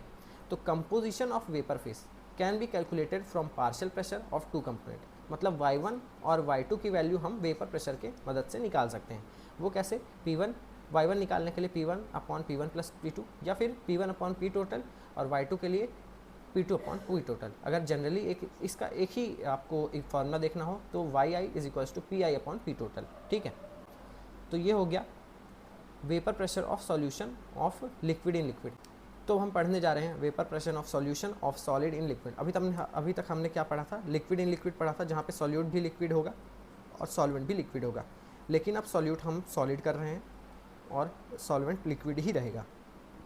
तो इसका सबसे अच्छा एग्जांपल ये है कि हमारा जो सॉल्यूट है वो शुगर है और वाटर हमारा सॉल्वेंट है, ठीक है। जहाँ पे हमारा शुगर है वो नॉन वोलेटाइल नेचर का है, वो मतलब भाप नहीं बनता है, ठीक है। तो vapour pressure of solution depends only on the solvent. अब ये होगा कि जैसे कि ये नॉन वोलेटाइल है और वाटर हमारे हम कंसीडर कर ले रहे हैं कि वोलेटाइल है, ठीक है। तो अब जो हमारा वेपर प्रेशर होगा वो सिर्फ सॉल्वेंट के वेपर प्रेशर पे ही डिपेंड करेगा, क्योंकि यहाँ पे सॉल्यूट हमारा नॉन वोलेटाइल है, ठीक है। तो vapour pressure of solute is found to be less than that of pure solvent, ठीक है। पहले ये था कि ये भी वोलेटाइल था, सॉल्यूट भी और सॉल्वेंट भी वोलेटाइल था, लेकिन अब ये हुआ कि सॉल्यूट हमारा नो वोलेटाइल है, मतलब नॉट वोलेटाइल है, और सॉल्वेंट हमारा वोलेटाइल है। तो अब हमें ये देखने को मिला कि बी कंटेनर का जो वेपर प्रेशर है वो कम रहेगा कंपेयर्ड टू ए कंटेनर और का वेपर प्रेशर से। क्यों? क्योंकि यहाँ पे दोनों जो थे कंपोनेंट्स वो वोलेटाइल नेचर के थे, इसीलिए यहाँ पे हमें ज़्यादा क्या देखने को मिल रहा था, वेपर प्रेशर, और यहाँ पे सिर्फ एक ही कंपोनेंट वोलेटाइल है, तो इसीलिए यहाँ पे हमें कम वेपर प्रेशर देखने को मिला, ठीक है। जिसकी वजह से हमें ये पता चला कि lesser number of solvent molecule escape into vapour, hence there will be lower in vapour pressure, ठीक है। जो मैंने बोला यहाँ पे वही लिखा हुआ है, ज़्यादा एकदम अच्छे से पढ़ना हो तो पॉज करके पढ़ सकते हो, ठीक है। तो ये कितना डिक्रीज़ हुआ है वो डिपेंड करता है नॉन वोलेटाइल सॉल्यूट कितना प्रेजेंट है आपके सॉल्यूशन में, ना कि उसके नेचर पे। उसका नेचर कुछ भी हो, आपको यहाँ पे सिर्फ क्वांटिटी देख के पता चल जाएगा, आपका वेपर प्रेशर उतना ही डिक्रीज़ होगा जितना ज़्यादा आपका नॉन वोलेटाइल सॉल्यूट प्रेजेंट है सॉल्यूशन में, ठीक है। अब हम बात करते हैं Raoult law for solution containing non volatile solute. तो vapour pressure of solution containing non volatile solute is directly proportional to the mole fraction of the solvent, ठीक है। तो यहाँ पे अभी हम क्या ले रहे थे, वेपर प्रेशर ऑफ सॉल्वेंट ले रहे थे। अब हम क्या करना है, जब नॉन वोलेटाइल सॉल्यूट है तो हम पहले टोटल ले रहे थे, लेकिन अब हम क्या करेंगे, नॉन वोलेटाइल सॉल्यूट के केस में हम सिर्फ सॉल्वेंट का ही वेपर प्रेशर काउंट करेंगे, ठीक है, और मोल फ्रैक्शन भी सिर्फ सॉल्वेंट का ही देखेंगे। तो ये जो है इस बात सॉलिड इन लिक्विड वाले सॉल्यूशन के लिए यहाँ पे सिर्फ सॉल्वेंट का ही हम कंसीडर करेंगे, इसीलिए यहाँ पे एक ही फॉर्मूला बना। अब बढ़ते हैं हम Raoult law as a special case of Henry law. देखो हेनरी लॉ क्या बोलता था कि जो वेपर प्रेशर है या फिर पार्शियल प्रेशर है वो डायरेक्टली प्रोपोर्शनल है मोल फ्रैक्शन के, और जो रॉल्ट्स लॉ है वो ये बोलता है कि वेपर प्रेशर है वो डायरेक्टली प्रोपोर्शनल है मोल फ्रैक्शन के। बस इन लोग का प्रोपोर्शनलिटी कांस्टेंट बस अलग अलग है, लेकिन जिस कंडीशन में KH is equals to P1 naught हो जाता है तो उस कंडीशन में हेनरी लॉ क्या बन जाता है, रॉल्ट लॉ बन जाता है। तो ये एक स्पेशल केस है हेनरी लॉ का या फिर लॉर्ड रॉल्ट लॉ का, ठीक है। हम बढ़ते हैं ideal and non ideal solution की तरफ, ठीक है। तो लिक्विड लिक्विड सॉल्यूशन दो तरह से यहाँ पे हमने देखे हैं, आइडियल और नॉन आइडियल सॉल्यूशन, और ये हम क्लासीफाई करेंगे on the basis of Raoult law. तो पहला ऐसे सॉल्यूशन जो रॉल्ट लॉ को फॉलो करते हैं एक कंसंट्रेशन की रेंज में, उनको हम बोलते हैं आइडियल सॉल्यूशन, ठीक है। मतलब कि P1 is equals to P1 naught x, ठीक है, जहाँ पे डेल्टा H मिक्सिंग ज़ीरो होती है, डेल्टा V मिक्सिंग भी ज़ीरो होती है, ठीक है। डेल्टा H मिक्सिंग का मतलब ज़ीरो, मतलब कि कोई भी हीट एब्जॉर्ब नहीं हो रही है या फिर इवॉल्व नहीं हो रही है जब भी हम कंपोनेंट को मिक्स कर रहे हैं, ठीक है। और डेल्टा V मिक्स मतलब भी यही होता है कि मिक्सिंग के दौरान यहाँ पे वॉल्यूम में कोई भी चेंज नहीं आ रहा है, ठीक है। तो मतलब कि volume of the solution before mixing था वही volume of solution after mixing है। मतलब कि अगर मैं 50 ml सॉल्यूट लिया और 50 ml सॉल्वेंट लिया तो मुझे 100 ml ही टोटल सॉल्यूशन मिला, ठीक है। तो ये हो जाता है हमारा आइडियल सॉल्यूशन का केस, ठीक है। अब हम देखेंगे ये यहाँ पे वही चीज़ लिखा है जो मैंने बोला है, such solution are formed by mixing two component which has similar size, जिनका साइज सिमिलर हो, स्ट्रक्चर सिमिलर हो और इंटरमॉलिक्यूलर फोर्स भी सिमिलर हो, ठीक है, या फिर ऑलमोस्ट सिमिलर हो, ठीक है। तो अगर हम ए या बी दो कंपोनेंट वाले सॉल्यूशन को मिक्स कर रहे हैं तो उनके मैग्नीट्यूड में कोई भी चेंज नहीं आएगा, फोर्स ऑफ अट्रैक्शन में कोई भी चेंज नहीं आएगा जब वो मिक्स करेंगे आपस में, ठीक है। तो उसका मतलब यही है कि जो ए बी का इंटरेक्शन रहेगा वो इक्वल टू रहेगा ए के इंटरेक्शन से और बी के इंटरेक्शन से। ये ए और ए बी क्या है, ये सॉल्यूट हो गया, ये मान लो सॉल्वेंट हो गया, तो सॉल्यूट का इंटरेक्शन भी सेम रहेगा और सॉल्वेंट का इंटरेक्शन भी सेम रहेगा सॉल्यूट और सॉल्वेंट के इंटरेक्शन से, जिसका एग्जांपल है बेंजीन और टॉल्यूइन या फिर हेक्सेन और हेप्टेन भी ले सकते हो, ठीक है। अब हम बढ़ते हैं ऐसे सॉल्यूशन जो कि रॉल्ट लॉ को फॉलो नहीं करते, उनको हम बोलते हैं नॉन आइडियल सॉल्यूशन। तो अब हम बात करेंगे नॉन आइडियल सॉल्यूशन के बारे में जो कि रॉल्ट लॉ को फॉलो नहीं करते एक कंसंट्रेशन की रेंज में, ठीक है, जिनमें P1 is equal to P1 naught x नहीं होता है, डेल्टा H मिक्सिंग ज़ीरो नहीं होती, डेल्टा V मिक्सिंग ज़ीरो नहीं होती है, ठीक है। और ये सब क्यों नहीं होता है, ये होता है due to different types of intermolecular interaction, ठीक है। तो नॉन आइडियल सॉल्यूशन दो तरह के यहाँ पे डेविएशन दिखाता है, जिसको हम बोलते हैं पॉजिटिव डेविएशन और दूसरे केस को हम बोलते हैं नेगेटिव डेविएशन। अगर हम ए या बी दो कंपोनेंट वाले सॉल्यूशन को मिक्स कर रहे हैं तो उनके मैग्नीट्यूड में कोई भी चेंज नहीं आएगा, फोर्स ऑफ अट्रैक्शन में कोई भी चेंज नहीं आएगा जब वो मिक्स करेंगे आपस में, ठीक है। तो उसका मतलब यही है कि जो ए बी का इंटरेक्शन रहेगा वो इक्वल टू रहेगा ए के इंटरेक्शन से और बी बी के इंटरेक्शन से। ये ए और ए बी क्या है, ये सॉल्यूट हो गया, ये मान लो सॉल्वेंट हो गया। तो सॉल्यूट का इंटरेक्शन भी सेम रहेगा और सॉल्वेंट का इंटरेक्शन भी सेम रहेगा सॉल्यूट और सॉल्वेंट के इंटरेक्शन से, जिसका एग्जांपल है बेंजीन और टॉल्यूइन या फिर हेक्सेन और हेप्टेन भी ले सकते हो, ठीक है। अब हम बढ़ते हैं ऐसे सॉल्यूशन जो कि रॉल्ट लॉ को फॉलो नहीं करते, उनको हम बोलते हैं नॉन आइडियल सॉल्यूशन।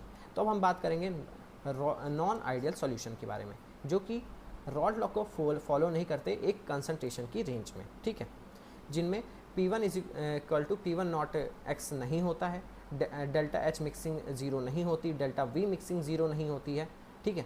और ये सब क्यों नहीं होता है, ये होता है due to different types of intermolecular interaction, ठीक है। तो नॉन आइडियल सॉल्यूशन दो तरह के यहाँ पे डेविएशन दिखाता है, जिसको हम बोलते हैं पॉजिटिव डेविएशन और दूसरे केस को हम बोलते हैं नेगेटिव डेविएशन। अब हम बात करेंगे ऐसे सॉल्यूशन जो कि पॉजिटिव डेविएशन दिखाते हैं। तो अब हम कंसीडर कर रहे हैं एक बाइनरी सॉल्यूशन जिनमें दो तरह के कंपोनेंट प्रेजेंट हैं, ए और बी।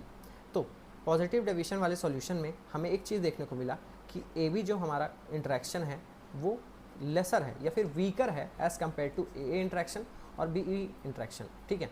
मतलब कि कहने का यही है कि प्योर जो लिक्विड है उसके फोर्स ऑफ अट्रैक्शन ज़्यादा है, ठीक है, और तो वो आसानी से इवेपोरेट नहीं होगा या फिर उसका वेपर प्रेशर कम बनेगा as compare to A B. तो यहाँ पे यही मैं बोलना चाहूँगा कि जो ए हमारा मॉलिक्यूल है और बी मॉलिक्यूल है उसके बीच में फोर्स ज़्यादा है तो उसके बॉन्ड नहीं टूटेंगे, और जो ए बी है उसके बीच में फोर्स कम है तो वो आसानी से टूट जाएंगे, आसानी से इवेपोरेट होंगे, जिसकी वजह से वेपर प्रेशर बढ़ेगा, ठीक है। तो each component has a partial pressure then expected, ठीक है। The total vapour pressure will be greater than the corresponding vapour pressure. मतलब कि यहाँ पे जो टोटल वेपर प्रेशर आया वो ज़्यादा आएगा P1 नॉट X1 से। क्यों आया? क्योंकि यहाँ पे जो AB का इंटरेक्शन है वो AB के बीच का जो फोर्स है वो कम है एज़ कम्पेयर टू AA और AB से, जिससे हमें ये देखने को मिला कि हमें ज़्यादा स्केपिंग टेंडेंसी देखने को मिलेगी। पॉजिटिव डेविएशन के केस में हमें ज़्यादा वो स्केपिंग टेंडेंसी देखने को मिलेगी, मतलब कि ज़्यादा इवेपोरेशन, और इवेपोरेशन ज़्यादा मतलब कि वेपर प्रेशर या फिर टोटल प्रेशर ज़्यादा, ठीक है। तो हमें यहाँ पे पॉजिटिव डेविएशन में इस तरह देखने को मिला, ठीक है। तो यहाँ पे फाइनल अगर मैं स्टेटमेंट पढ़ूँ तो the total vapour pressure will be greater than the corresponding vapour pressure in case of ideal solution of same composition. और ऐसे ही सॉल्यूशंस का बॉइलिंग पॉइंट कम रहता है, और इसी तरह के सॉल्यूशन को हम क्या बोलते हैं, positive deviation solution from Raoult law, ठीक है। तो यहाँ पे अगर आप ग्राफ देखोगे तो P1 का ग्राफ भी ऊपर रहेगा, ये आइडियल केस है जहाँ पे स्ट्रेट लाइन है, और P2 का भी आपको ज़्यादा को देखने को मिलेगा, जिसकी वजह से आपको नेट जो ओवरऑल सॉल्यूशन का वेपर प्रेशर है वो ज़्यादा देखने को मिलेगा in case of positive deviation, ठीक है। अब आखिर ये ऐसा हुआ क्यों? ये हुआ क्योंकि यहाँ पे जब हमने साइक्लोहेक्सेन को अल्कोहल में ऐड किया, ठीक है, ये ऐसे कंपाउंड है जो कि पॉजिटिव डेविएशन दिखाते हैं, तो हुआ ये कि साइक्लोहेक्सेन के जो मॉलिक्यूल हैं वो एडजस्ट कर रहे थे अल्कोहल के मॉलिक्यूल के बीच में, जिसकी वजह से ये हुआ कि हाइड्रोजन बॉन्ड जो बना हुआ था वो टूट गया, और उससे हमें ये देखने को मिला कि वो आसानी से स्केप कर रहे हैं, उनकी स्केपिंग टेंडेंसी बढ़ गई। अगर हाइड्रोजन बॉन्ड टूटा है तो मतलब कि यहाँ पे वॉल्यूम बढ़ गया, डेल्टा वी अब ज़ीरो नहीं रहा, अब delta V greater than zero हो गया, ठीक है, क्योंकि बॉन्ड टूटे तो मतलब वो 1 से 2 हो गए, और 1 से अगर 2 हो रहे हैं तो मतलब कि वहाँ पे एंट्रोपी बढ़ रही है, ठीक है, एंथैल्पी बढ़ रही है और वॉल्यूम भी बढ़ रहा है, ठीक है, जिसकी वजह से हमें ज़्यादा वेपर प्रेशर देखने को मिला। तो ऐसे डेविएशन हमारा पॉजिटिव डेविएशन कहलाते हैं। तो पॉजिटिव डेविएशन में डेल्टा एच भी ज़्यादा होता है, डेल्टा वी भी ज़्यादा होता है, और डेल्टा एस भी ज़्यादा होता है, ठीक है। वो क्यों होता है? क्योंकि delta S is equals to delta H upon T. तो अगर ये ज़्यादा है तो ये भी ज़्यादा ही होगा, ठीक है। तो हम बढ़ते हैं ऐसे सॉल्यूशन जो कि नेगेटिव डेविएशन दिखाते हैं।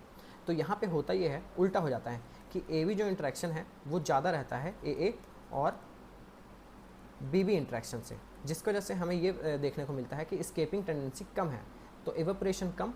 स्केपिंग टेंडेंसी को आप समझ सकते हो इवेपोरेशन के मदद से, ठीक है।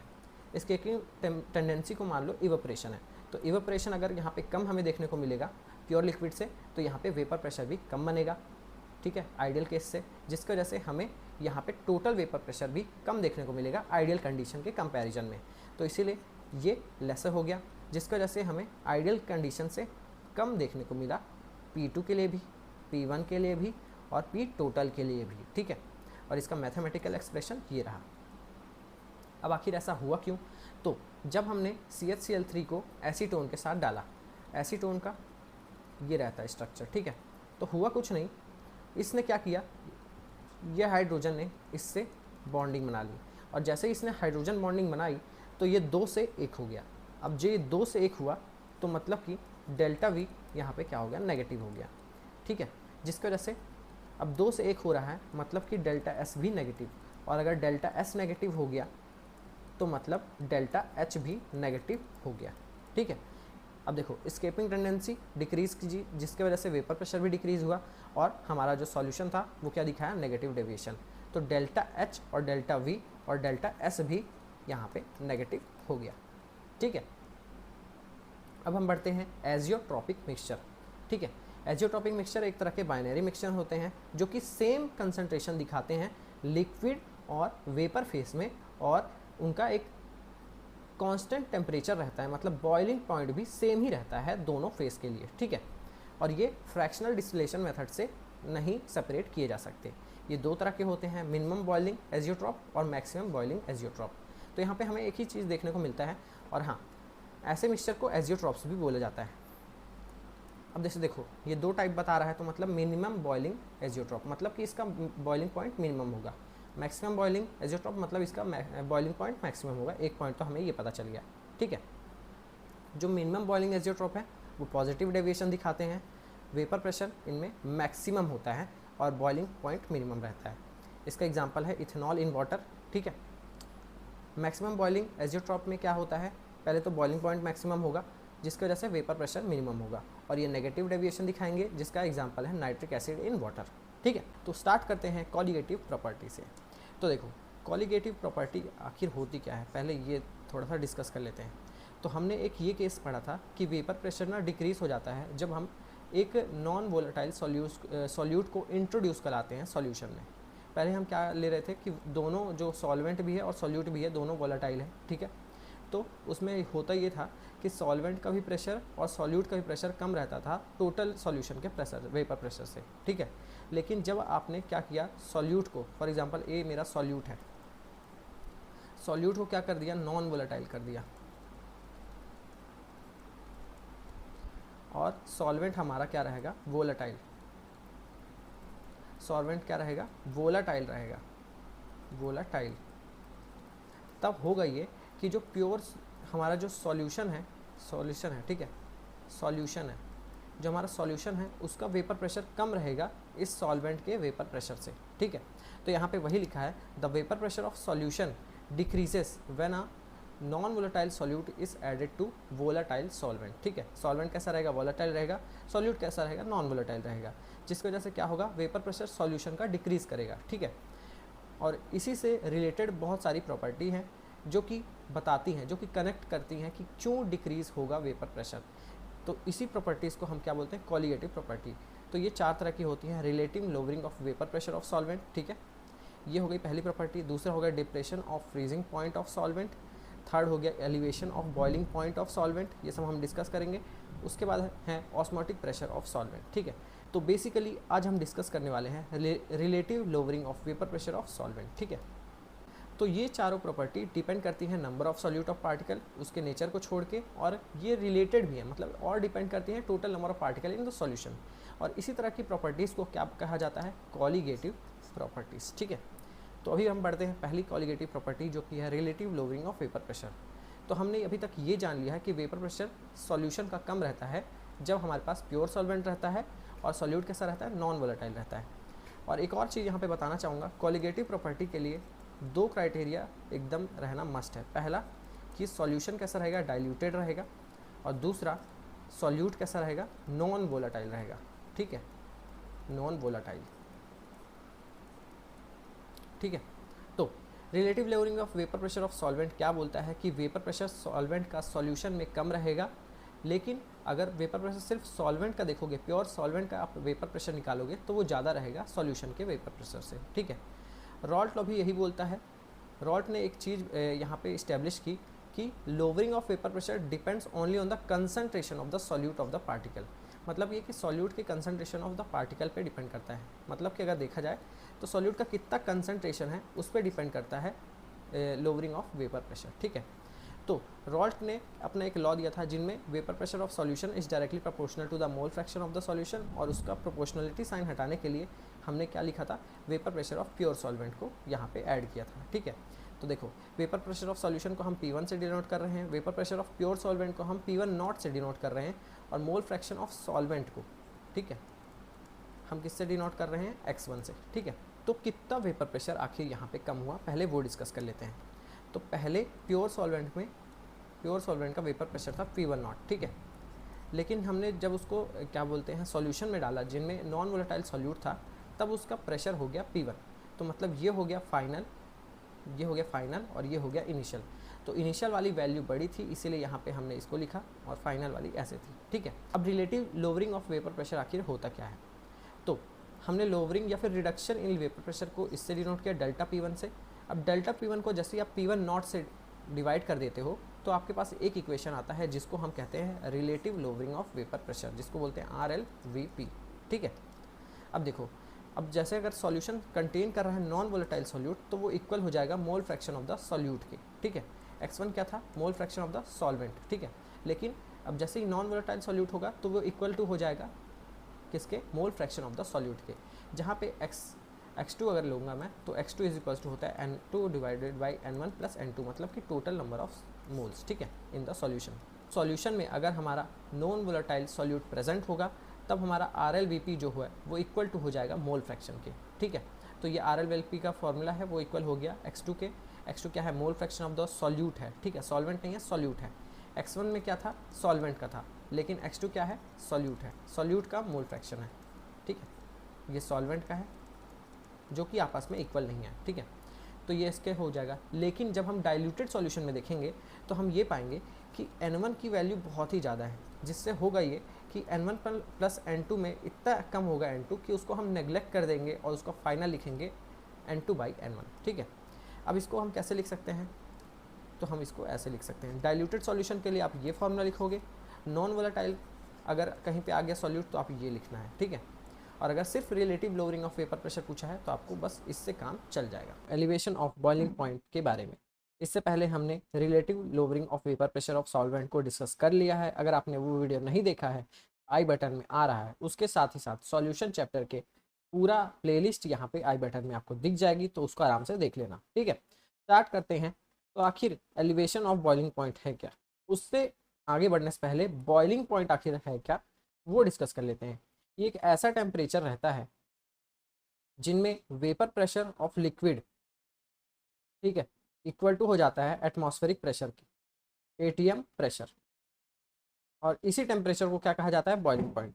हमने अभी तक ये तो पढ़ ही लिया है कि वेपर प्रेशर नॉन वोलेटाइल अगर सॉल्यूट यहाँ पे प्रेजेंट है सॉल्यूशन में तो उसका सॉल्यूशन का वेपर प्रेशर कम रहेगा प्योर सॉल्वेंट के वेपर प्रेशर से। ठीक है, यहाँ पे सेकंड पॉइंट वही लिखा है। आगे बढ़ेंगे तो हमें ये, इसका मतलब ये समझ में आएगा कि सॉल्यूशन को हमें हीट करना पड़ेगा, तब तक हीट करना पड़ेगा जब तक उसका वेपर प्रेशर एटमॉस्फेरिक प्रेशर के इक्वल ना आ जाए। ठीक है, तो अगर हम बॉइलिंग पॉइंट ऑफ सॉल्यूशन को डिनोट करना चाहेंगे तो हम ऐसे डिनोट करेंगे TB से। ठीक है, और boiling point of pure solvent को हम डिनोट करना चाहें तो हम ऐसे करेंगे डिनोट TB नॉट से। तो इससे हमें एक डिफरेंस पता चलता है जिसको हम बोलते हैं TB, डेल्टा TB, जिसको ही कहा जाता है एलिवेशन इन बॉइलिंग पॉइंट, जो कि डिफरेंस रहता है boiling point of solution minus boiling point of pure solvent का। ठीक है, तो ये हो गया।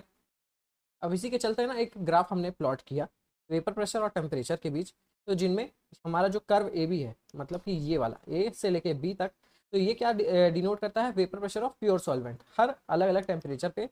फॉर एग्जांपल ये टेम्परेचर T1 है, T1 से लेके T2 तक ये जो कर्व है AB, ये डिनोट कर रहा है vapour pressure of pure solvent. ठीक है, ये जो पॉइंट यहाँ पे आएगा ये डिनोट कर रहा है x4, जो कि होता है vapour pressure boiling point of the solvent. ठीक है, ये देखो यहाँ पे वही लिखा है, point x represent vapour pressure of pure solvent is equals to atmospheric pressure. ठीक है, यहाँ पे क्या होता है, पॉइंट एक्स में वेपर प्रेशर और एटमॉस्फेरिक प्रेशर इक्वल हो जाते हैं, जिसको ही कहा जाता है boiling point of the pure solvent. ठीक है, और ये पॉइंट यही रिप्रेजेंट करता है। ठीक है, अब कर्व सी डी की बात कर लेते हैं। कर्व सी डी में भी सेम रहता है, वो ये क्या रिप्रेजेंट करता है, vapour pressure of pure solution. ठीक है, और ये कहाँ पे रेंज आता है, ये भी डिफरेंट टेम्परेचर पे रेंज कर रहा है।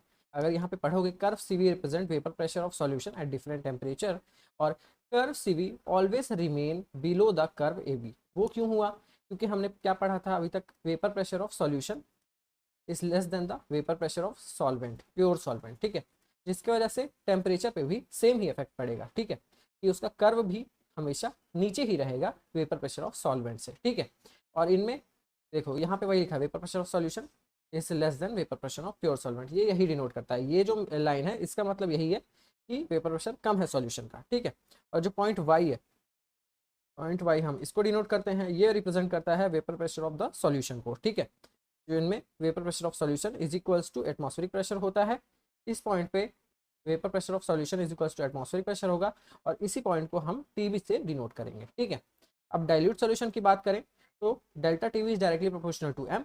प्रोपोर्शनलिटी साइन हटाने के लिए एक नया कांस्टेंट आ जाता है, जिसको हम कहते हैं बॉइलिंग पॉइंट एलिवेशन कांस्टेंट, या फिर मोलर एलिवेशन कांस्टेंट, या फिर इसका एक नया नाम बनता है, यहाँ पे स्टार बनाने की कोशिश कर रहा था।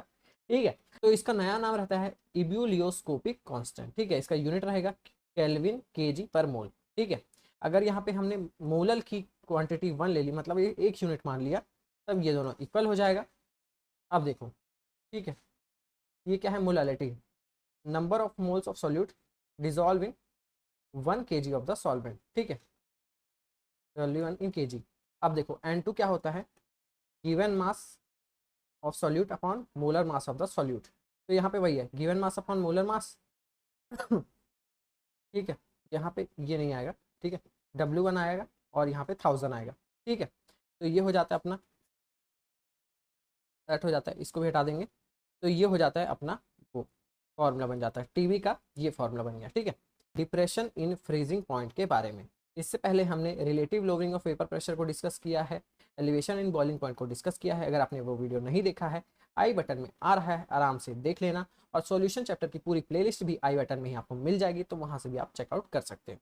ठीक है, तो अब डिस्कस करते हैं freezing, depression in freezing point. तो उससे पहले डिस्कस करेंगे कि आखिर फ्रीजिंग पॉइंट होता क्या है। ये एक ऐसा टेम्परेचर होता है जिनमें vapour pressure of solid is equals to the vapour pressure of the liquid, और सॉलिड और लिक्विड के बीच में एक इक्विलिब्रियम भी बन जाता है। ठीक है, सॉलिड और लिक्विड के बीच में एक इक्विलिब्रियम भी बन जाता है। ठीक है, हमें ये तो पता ही है, अभी तक हमने ये तो पढ़ ही लिया कॉलिगेटिव प्रॉपर्टी में, कि वेपर प्रेशर ऑफ सॉल्वेंट, जिसमें सॉल्यूट क्या है, नॉन वोलेटाइल है। ठीक है, वो क्या होगा, ऑलवेज लेस देन होगा vapour pressure of the pure solvent से, इतना हमें पता चल गया है।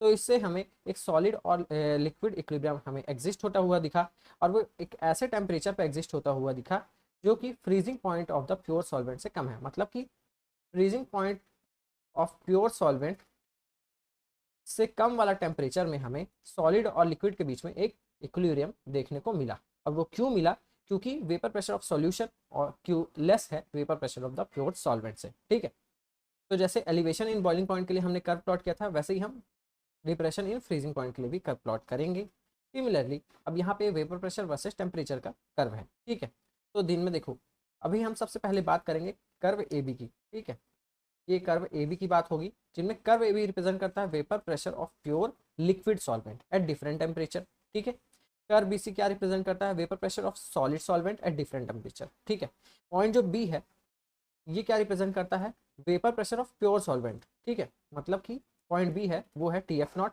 ठीक है, पॉइंट ई जो होगा वो होगा टी एफ, और इन दोनों के बीच के डिफरेंस को ही हम क्या बोलेंगे, डिप्रेशन इन फ्रीजिंग पॉइंट। अगर ये delta T F directly proportional होगा मोलारिटी के, ठीक है, तो इसका साइन हटाने के लिए हम एक कांस्टेंट को इंट्रोड्यूस करेंगे, जिसको हम बोलेंगे फ्रीजिंग पॉइंट डिप्रेशन कांस्टेंट, या फिर मोलर डिप्रेशन कांस्टेंट, या फिर क्रायोस्कोपिक कांस्टेंट, जिसका यूनिट होगा किलो केजी पर मोल। अगर हमने m का वैल्यू 1 ले लिया, तो डेल्टा टी एफ और के एफ आपस में इक्वल हो जाएंगे। ठीक है, डेल्टा टी एफ का बाद में ये फॉर्मूला बनेगा। ठीक है, कैसे बनेगा, के एफ तो वैसे ही रहेगा। अब एम का जो है वो ये है, पहले तो ये, ठीक है, 1000 से मल्टीप्लाई होगा और डिवाइड होगा W1 से। ये सॉल्वेंट है, ये सॉल्यूट के पार्ट है, given mass of the solute divided by molar mass of the solute, ठीक है। अगर आप के का फॉर्मूला देखोगे तो ये हो जाता है उसका स्टैंडर्ड फॉर्मूला, के का अगर फॉर्मूला देखोगे तो ये हो जाता है स्टैंडर्ड फॉर्मूला, ठीक है। आखिर ऑस्मोसिस होता क्या है, सबसे पहले डिफाइन पढ़ लेते हैं। The phenomena of flow of solvent molecule through a semi permeable membrane from solvent to solution. मतलब कि यहाँ पे सॉल्वेंट का फ्लो होता है, एक कंटेनर है, उसमें एक सेमी परमिएबल मेम्ब्रेन है। अगर मैं आम भाषा में बोलूँ तो एक छन्नी है, जिनमें सॉल्वेंट क्या करता है, यहाँ पे प्योर सॉल्वेंट है, सॉल्वेंट से सॉल्यूशन के पास फ्लो होता है सॉल्वेंट के मॉलिक्यूल्स का, ठीक है। और इसी फिनोमिना को क्या कहते हैं, ऑस्मोसिस, ठीक है। उसके बाद आखिर ऑस्मोटिक प्रेशर क्या होता है, this flow of solvent can be stopped by applying some extra pressure on the solution.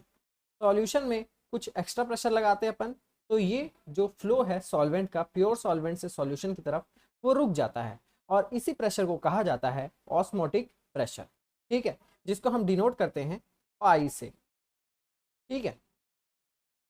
अब ऑस्मोटिक प्रेशर एक कॉलिगेटिव प्रॉपर्टी है, और सारी colligative property number of solute पे डिपेंड करती हैं, और या फिर उसको कह सकते हैं कंसंट्रेशन ऑफ सॉल्यूट पे डिपेंड करती है, ठीक है। डाइल्यूट सॉल्यूशन के लिए osmotic pressure is directly proportional to the molarity of the solution. Molarity मतलब कंसंट्रेशन ऑफ द सॉल्यूशन कोई भी टेम्परेचर पे, इसीलिए यहाँ पे हमने ये लिखा कि osmotic pressure is directly proportional to the concentration of solution at a given temperature, ठीक है। टेम्परेचर वही रहेगा, बस प्रोपोर्शनलिटी साइन हटाने के लिए कांस्टेंट आ जाता है, जिसका नाम होता है गैस कांस्टेंट। अब गैस कांस्टेंट की वैल्यू होती है 8.314 जूल केल्विन इनवर्स, ठीक है, और मोल इनवर्स भी लिख सकते हो, ठीक है। तो ये कांस्टेंट होता है। अब C क्या होता है, N2/V होता है, मोलैरिटी का यही रहता है, numbers of moles of solute in one present in 1 litre of the solution, ठीक है। तो ये होता है। अब N2 का वैल्यू क्या होता है, given mass of the solute upon molar mass of the solute. तो C का ओवरऑल फॉर्मूला हो जाता है W2/M2 इंटू V। तो अगर हम यहाँ पे देखें तो अब इससे क्या बना, पाई इक्वल्स टू CRT था, ठीक है। तो C की जगह हमने ये पूरा वैल्यू पुट कर दिया यहाँ पे, और ये आ गया C का वैल्यू, और RT वैसे ही रहा। तो ये हो गया final expression of osmotic pressure, ठीक है। अब इसके एडवांटेजेस क्या हैं, ये हम रूम टेम्परेचर में मेजर कर सकते हैं। बाकी जगह पे हमने मोलैलिटी लिया था, ठीक है, यहाँ पे मोलैलिटी आएगा, एल आएगा। बाकी जगह पे हमने मोलैलिटी लिया था, पर ऑस्मोटिक प्रेशर के केस में हम मोलैरिटी लेते हैं कंसंट्रेशन को, और इसका मैग्नीट्यूड डाइल्यूट सोल्यूशन में भी बाकी कॉलिगेटिव प्रॉपर्टी से ज़्यादा रहता है, ठीक है। इससे हम प्रोटीन का मोलर मास डिस्कस कर सकते हैं, मतलब कैलकुलेट कर सकते हैं, बाकी कॉलिगेटिव प्रॉपर्टी से नहीं कर सकते, ठीक है। अब बात करते हैं आइसोटोनिक, हाइपरटोनिक और हाइपोटोनिक सॉल्यूशन की, ठीक है। ऐसे सॉल्यूशन जिनमें ऑस्मोटिक प्रेशर सेम रहता है एक गिवन टेम्परेचर पे, उसको हम क्या बोलते हैं, आइसोटोनिक सॉल्यूशन, ठीक है। अगर किसी भी सॉल्यूशन में ऑस्मोटिक प्रेशर आप लगा रहे हो, ठीक है, और वो इक्वल टू है, नियरली इक्वल टू है 0.9% ऑफ NaCl, जिसको हम बोलते हैं सेलाइन वाटर, तो ये हो जाता है आइसोटोनिक सॉल्यूशन का एग्जांपल, ठीक है। अगर किसी सॉल्यूशन में ज़्यादा ऑस्मोटिक प्रेशर है दूसरे सॉल्यूशन से, ठीक है, फॉर एग्जांपल अभी आइसोटोनिक में क्या बात किया हमने कि इसका जो ऑस्मोटिक प्रेशर है ए सॉल्यूशन का, वो लगभग इक्वल टू होगा बी सॉल्यूशन के ऑस्मोटिक प्रेशर के, तो ऐसे सॉल्यूशन को क्या बोलेंगे, आइसोटोनिक सॉल्यूशन, ठीक है, जिसका एग्जांपल है सलीन वाटर। सलीन वाटर का कंसंट्रेशन क्या रहता है, इक्वल टू रहता है 0.9% ऑफ NaCl, जो कि हम अपने अंदर इंजेक्ट करते हैं, ठीक है। हाइपरटोनिक का क्या रहता है कि एक वाले का जो ऑस्मोटिक प्रेशर है वो ज़्यादा रहेगा बी वाले के ऑस्मोटिक प्रेशर से, और इसको अब क्या करेंगे, अगर हम अपने अंदर इंजेक्ट करेंगे तो वाटर जो है वो हमारे सेल से बाहर निकलने लगेगा। मतलब कि अगर हम ये ए सॉल्यूशन को अपने बॉडी के सेल में इंजेक्ट करेंगे तो वाटर क्या करेगा, बाहर जाएगा हमारे सेल से, ठीक है, और हमारे जो वेन्स रहते हैं वो श्रिंक हो जाएंगे, या फिर सेल्स रहते हैं वो श्रिंक हो जाएंगे, जिसको कहा जाता है प्लाज्मोलाइसिस, ठीक है। उसके बाद हम बढ़ते हैं हाइपोटोनिक सॉल्यूशन में।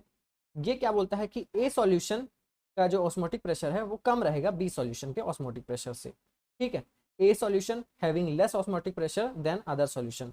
तो इसमें सॉल्ट, वही जो सॉल्ट हमारा जो है उसका कंसंट्रेशन अगर 0.9% NaCl से कम रहेगा तो वाटर जो है वो सेल के इस बार अंदर जाएगा और हमारे जो सेल हैं वो स्वेल करेंगे। ठीक है, तो इसी तरह हमने पढ़ लिया हाइपोटोनिक सॉल्यूशन। ठीक है, तो यहाँ पे तीन यहाँ पे कैटेगरी हुई। तो पहले अगर इक्वल था तो कोई टेंशन वाली बात नहीं थी, कोई ऐसा, उसको हमने क्या बोला, आइसोटोनिक। अगर ग्रेटर देन था तो हाइपरटोनिक, लेस देन था तो हाइपोटोनिक। ठीक है, अब हम बढ़ते हैं अपने रिवर्स ऑस्मोसिस की तरफ। ठीक है, अभी तक हमने क्या पढ़ा था, ऑस्मोटिक प्रेशर क्या करता है, ऑस्मोसिस को रोक देता है, ऑस्मोसिस को स्टॉप कर देता है। लेकिन अगर हम प्रेशर को क्या करते हैं और इंक्रीज करते हैं तब क्या होता है, ऑस्मोसिस रिवर्स हो जाता है। ठीक है, if a pressure is higher than osmotic pressure is applied on the solution then solvent molecule will flow from the solution into pure solvent through semi-permeable membrane and this process is called reverse osmosis। ठीक है, अगर osmosis हमने क्या किया, पहले osmosis किया, osmosis में क्या हो रहा था, सॉल्वेंट से सॉल्यूशन में जा रहा था। ठीक है, अब क्या हो रहा है, हमने इसमें एक्स्ट्रा प्रेशर लगाया जिसको हमने बोला ऑस्मोटिक प्रेशर, तो ये रुक गया। ठीक है, अब हमने और एक्स्ट्रा प्रेशर लगाया तो ये अब उल्टा जाने लगा और इसी को कहा जाता है रिवर्स ऑस्मोसिस। ठीक है, अब हम ज़्यादा प्रेशर लगा रहे हैं ऑस्मोटिक प्रेशर से, तो होता ये है कि प्योर वाटर जो रहता है वो फ्लो करता है एसपीएम में, इसमें सेमी परमेबल मेम्ब्रेन से प्योर वाटर फ्लो करता है और उसी को हम ड्रिंकिंग में यूज़ करते हैं। आपने आरओ जरूर अपने घर में यूज़ किया होगा, वो आरओ का मतलब होता है रिवर्स ऑस्मोसिस। और ये रिवर्स ऑस्मोसिस का एक एप्लीकेशन है जिनमें हम सैलिन वाटर को, मतलब कि सी वाटर को पानी के लिए तरह यूज़ कर सकते हैं। ठीक है, अगर एक्सटर्नल प्रेशर ज़्यादा है ऑस्मोटिक प्रेशर से तब होगा रिवर्स ऑस्मोसिस। अगर एक्सटर्नल प्रेशर इक्वल है ऑस्मोटिक प्रेशर के तो कोई ऑस्मोसिस नहीं होगा। अगर एक्सटर्नल प्रेशर कम है ऑस्मोटिक प्रेशर के तब हमारा होगा ऑस्मोसिस। ठीक है, अब आरओ में कौन सी सेमी परमेबल मेम्ब्रेन रहती है, कौन सी छन्नी लगाई जाती है, तो वो होती है सेल्यूलोस एसीटेट, जो कि सिर्फ इम्प्योरिटीज़ को रोकती है और बाकी चीज़ों को जाने देती है। ठीक है, अब ऑस्मोसिस के अगर आप वो देखोगे, एप्लीकेशन देखोगे या फिर एग्जांपल देखोगे, तो हम इसको मीट से बचा सकते हैं, मतलब मीट को प्रिजर्व कर सकते हैं। कैसे प्रिजर्व करेंगे, उसमें सॉल्ट डालेंगे, तो होता ये है कि सॉल्ट डालने के बाद जो बैक्टीरिया मीट को ख़राब करती हैं वो वाटर छोड़ देती हैं और ख़त्म हो जाती हैं, जिसके वजह से होता ये है कि वो डाई हो जाती हैं और हमारा मीट ज़्यादा देर तक रहता है जिंदा। रॉ मैंगो श्रिंक हो जाते हैं पिकल में जब उसको हम सॉल्ट सॉल्यूशन में डालते हैं। अब जैसे मैंगो है उसमें हमने सॉल्ट डाला तो सॉल्ट क्या करेगा, उसके अंदर का पानी को सोख लेगा, जो कि होता है एग्जाम्पल रिवर्स या फिर ऑस्मोसिस का। ठीक है, विल्टेड फ्लावर, फ्लावर अगर मुरझा गए हैं, अब उसको हमने वाटर में डाला तो वाटर से वो पानी सोख लेंगे और फिर से रिवाइव कर लेंगे, तो ये भी होता है एग्जाम्पल ऑस्मोसिस का। ठीक है, सॉल्टी फूड अगर आप ज़्यादा खाओगे तो आपकी स्वेलिंग बढ़ जाती है, ये भी एग्जाम्पल होता है ऑस्मोसिस का। ठीक है, अब देखो पौधा यहाँ पे कोई लगाया, ये वाटर मॉलिक्यूल के मॉलिक्यूल हैं, ये रूट से प्लांट तक के तरफ जाते हैं, ये भी एग्जाम्पल होता है ऑस्मोसिस का। ठीक है, अब हम बात करते हैं आखिर मॉलिक्यूलर एबनॉर्मल मॉलिक्यूलर मास होता क्या है। अगर अभी तक आपने क्वालिटेटिव प्रॉपर्टी वाले वीडियोस नहीं देखे हैं तो आई बटन में आ रहा है, सॉल्यूशन चैप्टर की पूरी प्लेलिस्ट भी आई बटन में आ रही है, तो वहाँ से आप कवर कर सकते हो। तो आज के टॉपिक पे बढ़ते हैं हम। तो अभी तक हमने क्या सोचा था कि क्वालिटेटिव प्रॉपर्टी से हमने मॉलिक्यूलर मास निकाला। ठीक है, तो ये हम तभी निकाल पाएंगे जब ये क्वालिटेटिव प्रॉपर्टीज के जो सॉल्यूशन है वो दो कंडीशन को फॉलो करेंगे। पहला, सॉल्यूशन क्या रहना चाहिए, डाइल्यूटेड रहना चाहिए, कंसंट्रेटेड नहीं रहना चाहिए। और सॉल्यूट में जो सॉल्यूशन में जो सॉल्यूट डाल रहे हैं वो ना ही डिसोशिएट करना चाहिए ना ही एसोसिएट करना चाहिए। अगर डिसोशिएट होता है तो होता ये है कि एक मॉलिक्यूल दो में टूट जाता है, जिससे क्या होता है, नंबर ऑफ पार्टिकल इंक्रीज होते हैं, कॉलिगेटिव प्रॉपर्टी का इफेक्ट स्ट्रॉन्ग हो जाता है और जिससे ये होता है कि हमें जो ऑब्जर्व्ड मॉलिक्यूलर मास मिला है वो कम मिलेगा कैलकुलेटेड मॉलिक्यूलर मास से। ठीक है, तो ये होता है डिसोसिएशन के केस में। एसोसिएशन के केस में ये होता है कि अगर आपने दो नॉन पोलर क्या बोलते हैं, फॉर एग्जांपल अगर आपने दो नॉन पोलर क्या ले लिए, मॉलिक्यूल ले लिए, वो आपस में कंबाइन कर गए कोई से भी बॉन्डिंग से, hydrogen bonding, van der Waals force, किसी से भी कंबाइन कर गए, तो उनका नंबर ऑफ पार्टिकल कम हो गया। ठीक है, नंबर ऑफ पार्टिकल डिक्रीज हो गया, जिसकी वजह से कॉलिगेटिव प्रॉपर्टी का इफेक्ट भी डिक्रीज हो गया और उनका जो ऑब्जर्व मोलर मास है वो बड़ा हमें ज़्यादा देखने को मिला एक्चुअल मॉलिक्यूलर मास से। ठीक है, जिसका एग्जाम्पल है 2 मॉलिक्यूल आपने जैसे ही एसिटिक एसिड लिया बेंजीन में, तो वो एक डाइमर का फॉर्म कर देता है। मतलब कि यहाँ पे n इज 2 था, यहाँ पे n इज 2 हो गया 1। ठीक है, अब हम बढ़ते हैं वांट ऑफ फैक्टर में। तो इसी दुविधा को हटाने के लिए अभी तक क्या वो हो रहा था, डिसोसिएशन और एसोसिएशन की वजह से जो ऑब्जर्व मॉलिक्यूलर मास है और एक्चुअल मॉलिक्यूलर मास है उसमें चेंजेस आ रहे थे। तो इसी दुविधा को हटाने के लिए वांट ऑफ नाम के साइंटिस्ट ने एक फैक्टर दिया आई, जो कि बताता है कि कितना एसोसिएशन हुआ है, कितना डिसोसिएशन हुआ है। ये इसके 3 फॉर्मूला है, तीनों आप अप्लाई कर सकते हो। बस आपको ये याद रखना है कि डिसोसिएशन के लिए i इज ग्रेटर देन 1 और एसोसिएशन के लिए i इज लेस देन 1। ठीक है, तो इसके बाद वांट ऑफ ने क्या किया, एक मॉडिफाइड कॉलिगेटिव प्रॉपर्टी निकाली चारों। तो relative lowering of vapour pressure का ये फॉर्मूला हो गया, जहाँ पे आई x2 के पास आ गया। ठीक है, एलिवेशन इन बॉइलिंग पॉइंट में क्या हुआ, delta T V is equals to I K B M हो गया। डिप्रेशन इन फ्रीजिंग पॉइंट क्या हो गया, delta T F is equals to I K F M हो गया। और ऑस्मोटिक प्रेशर क्या हो गया, pi is equals to i C R T. ठीक है, तो ये मॉडिफाइड वो इक्वेशन निकाल दिया वांट ऑफ भाई साहब ने बढ़िया से, कि अब हम ये बता सकते हैं कि कब एसोसिएशन होगा तो कितना होगा, डिसोसिएशन होगा तो कितना होगा। तो ये वांट ऑफ भाई साहब ने निकाल दिए। ठीक है, तो अगर आप देखोगे डिसोसिएशन में कुछ नहीं होता है, मॉलिक्यूल ब्रेक करता है 2 या 2 फिर से ज़्यादा में केस में, और एसोसिएशन में कुछ नहीं होता है, 2 या उससे ज़्यादा मॉलिक्यूल आपस में क्या करते हैं, पॉलीमराइज करते हैं या फिर डाइमराइज करते हैं या ट्राइमराइज करते हैं, जिसकी वजह से नंबर ऑफ पार्टिकल कम हो जाते हैं। अगर आप डिसोसिएशन में आई का फॉर्मूला देखोगे तो 1 + n-1 अल्फा होगा। ठीक है, और यहाँ पे देखोगे तो 1 - n-1 alpha divided by n होगा। ठीक है, आई वैल्यू इनमें ग्रेटर देन 1 रहेगी, इनमें आई की वैल्यू लेस देन 1 रहेगी। अल्फा क्या है, एक्सटेंट ऑफ डिसोसिएशन या फिर एक्सटेंट ऑफ एसोसिएशन। अगर आपके पास रिएक्शन में NaCl है और Na+ और Cl- में टूट रहा है, तो मतलब एक ये टूट रहा है, एक ये टूट रहा है, तो n = 2 लिखोगे। और अगर आपके पास K2SO4 टाइप का मॉलिक्यूल दिख जाता है, तो यहाँ पे 2 है, यहाँ पे 1 है, तो n = आप 3 लिखोगे। सिमिलरली अगर आपके पास डाइमर बन रहा है तो n = 1/2 लिखोगे, और ट्राइमर बन रहा है तो n = 1/3 लिखोगे। ये सारी चीज न्यूमेरिकल में बहुत काम आने वाली है, और थ्योरी लिख रहे हो तो ये टेबल तो बनाना भूलना ही मत। ठीक है, अगर डाइमर के केस में क्या करोगे, n = 1/2 करोगे तो ये आपको फॉर्मूला देखने को मिलेगा। ठीक है, तो गाइस ये था छोटा सा वीडियो एबनॉर्मल मॉलिक्यूलर मास के ऊपर, वांट ऑफ फैक्टर के ऊपर। अब हमने क्या कर दिया है, सॉल्यूशन चैप्टर को कर दिया है यहाँ से दिए। मिलते हैं नेक्स्ट चैप्टर की वीडियो में, तब तक के लिए बाय बाय।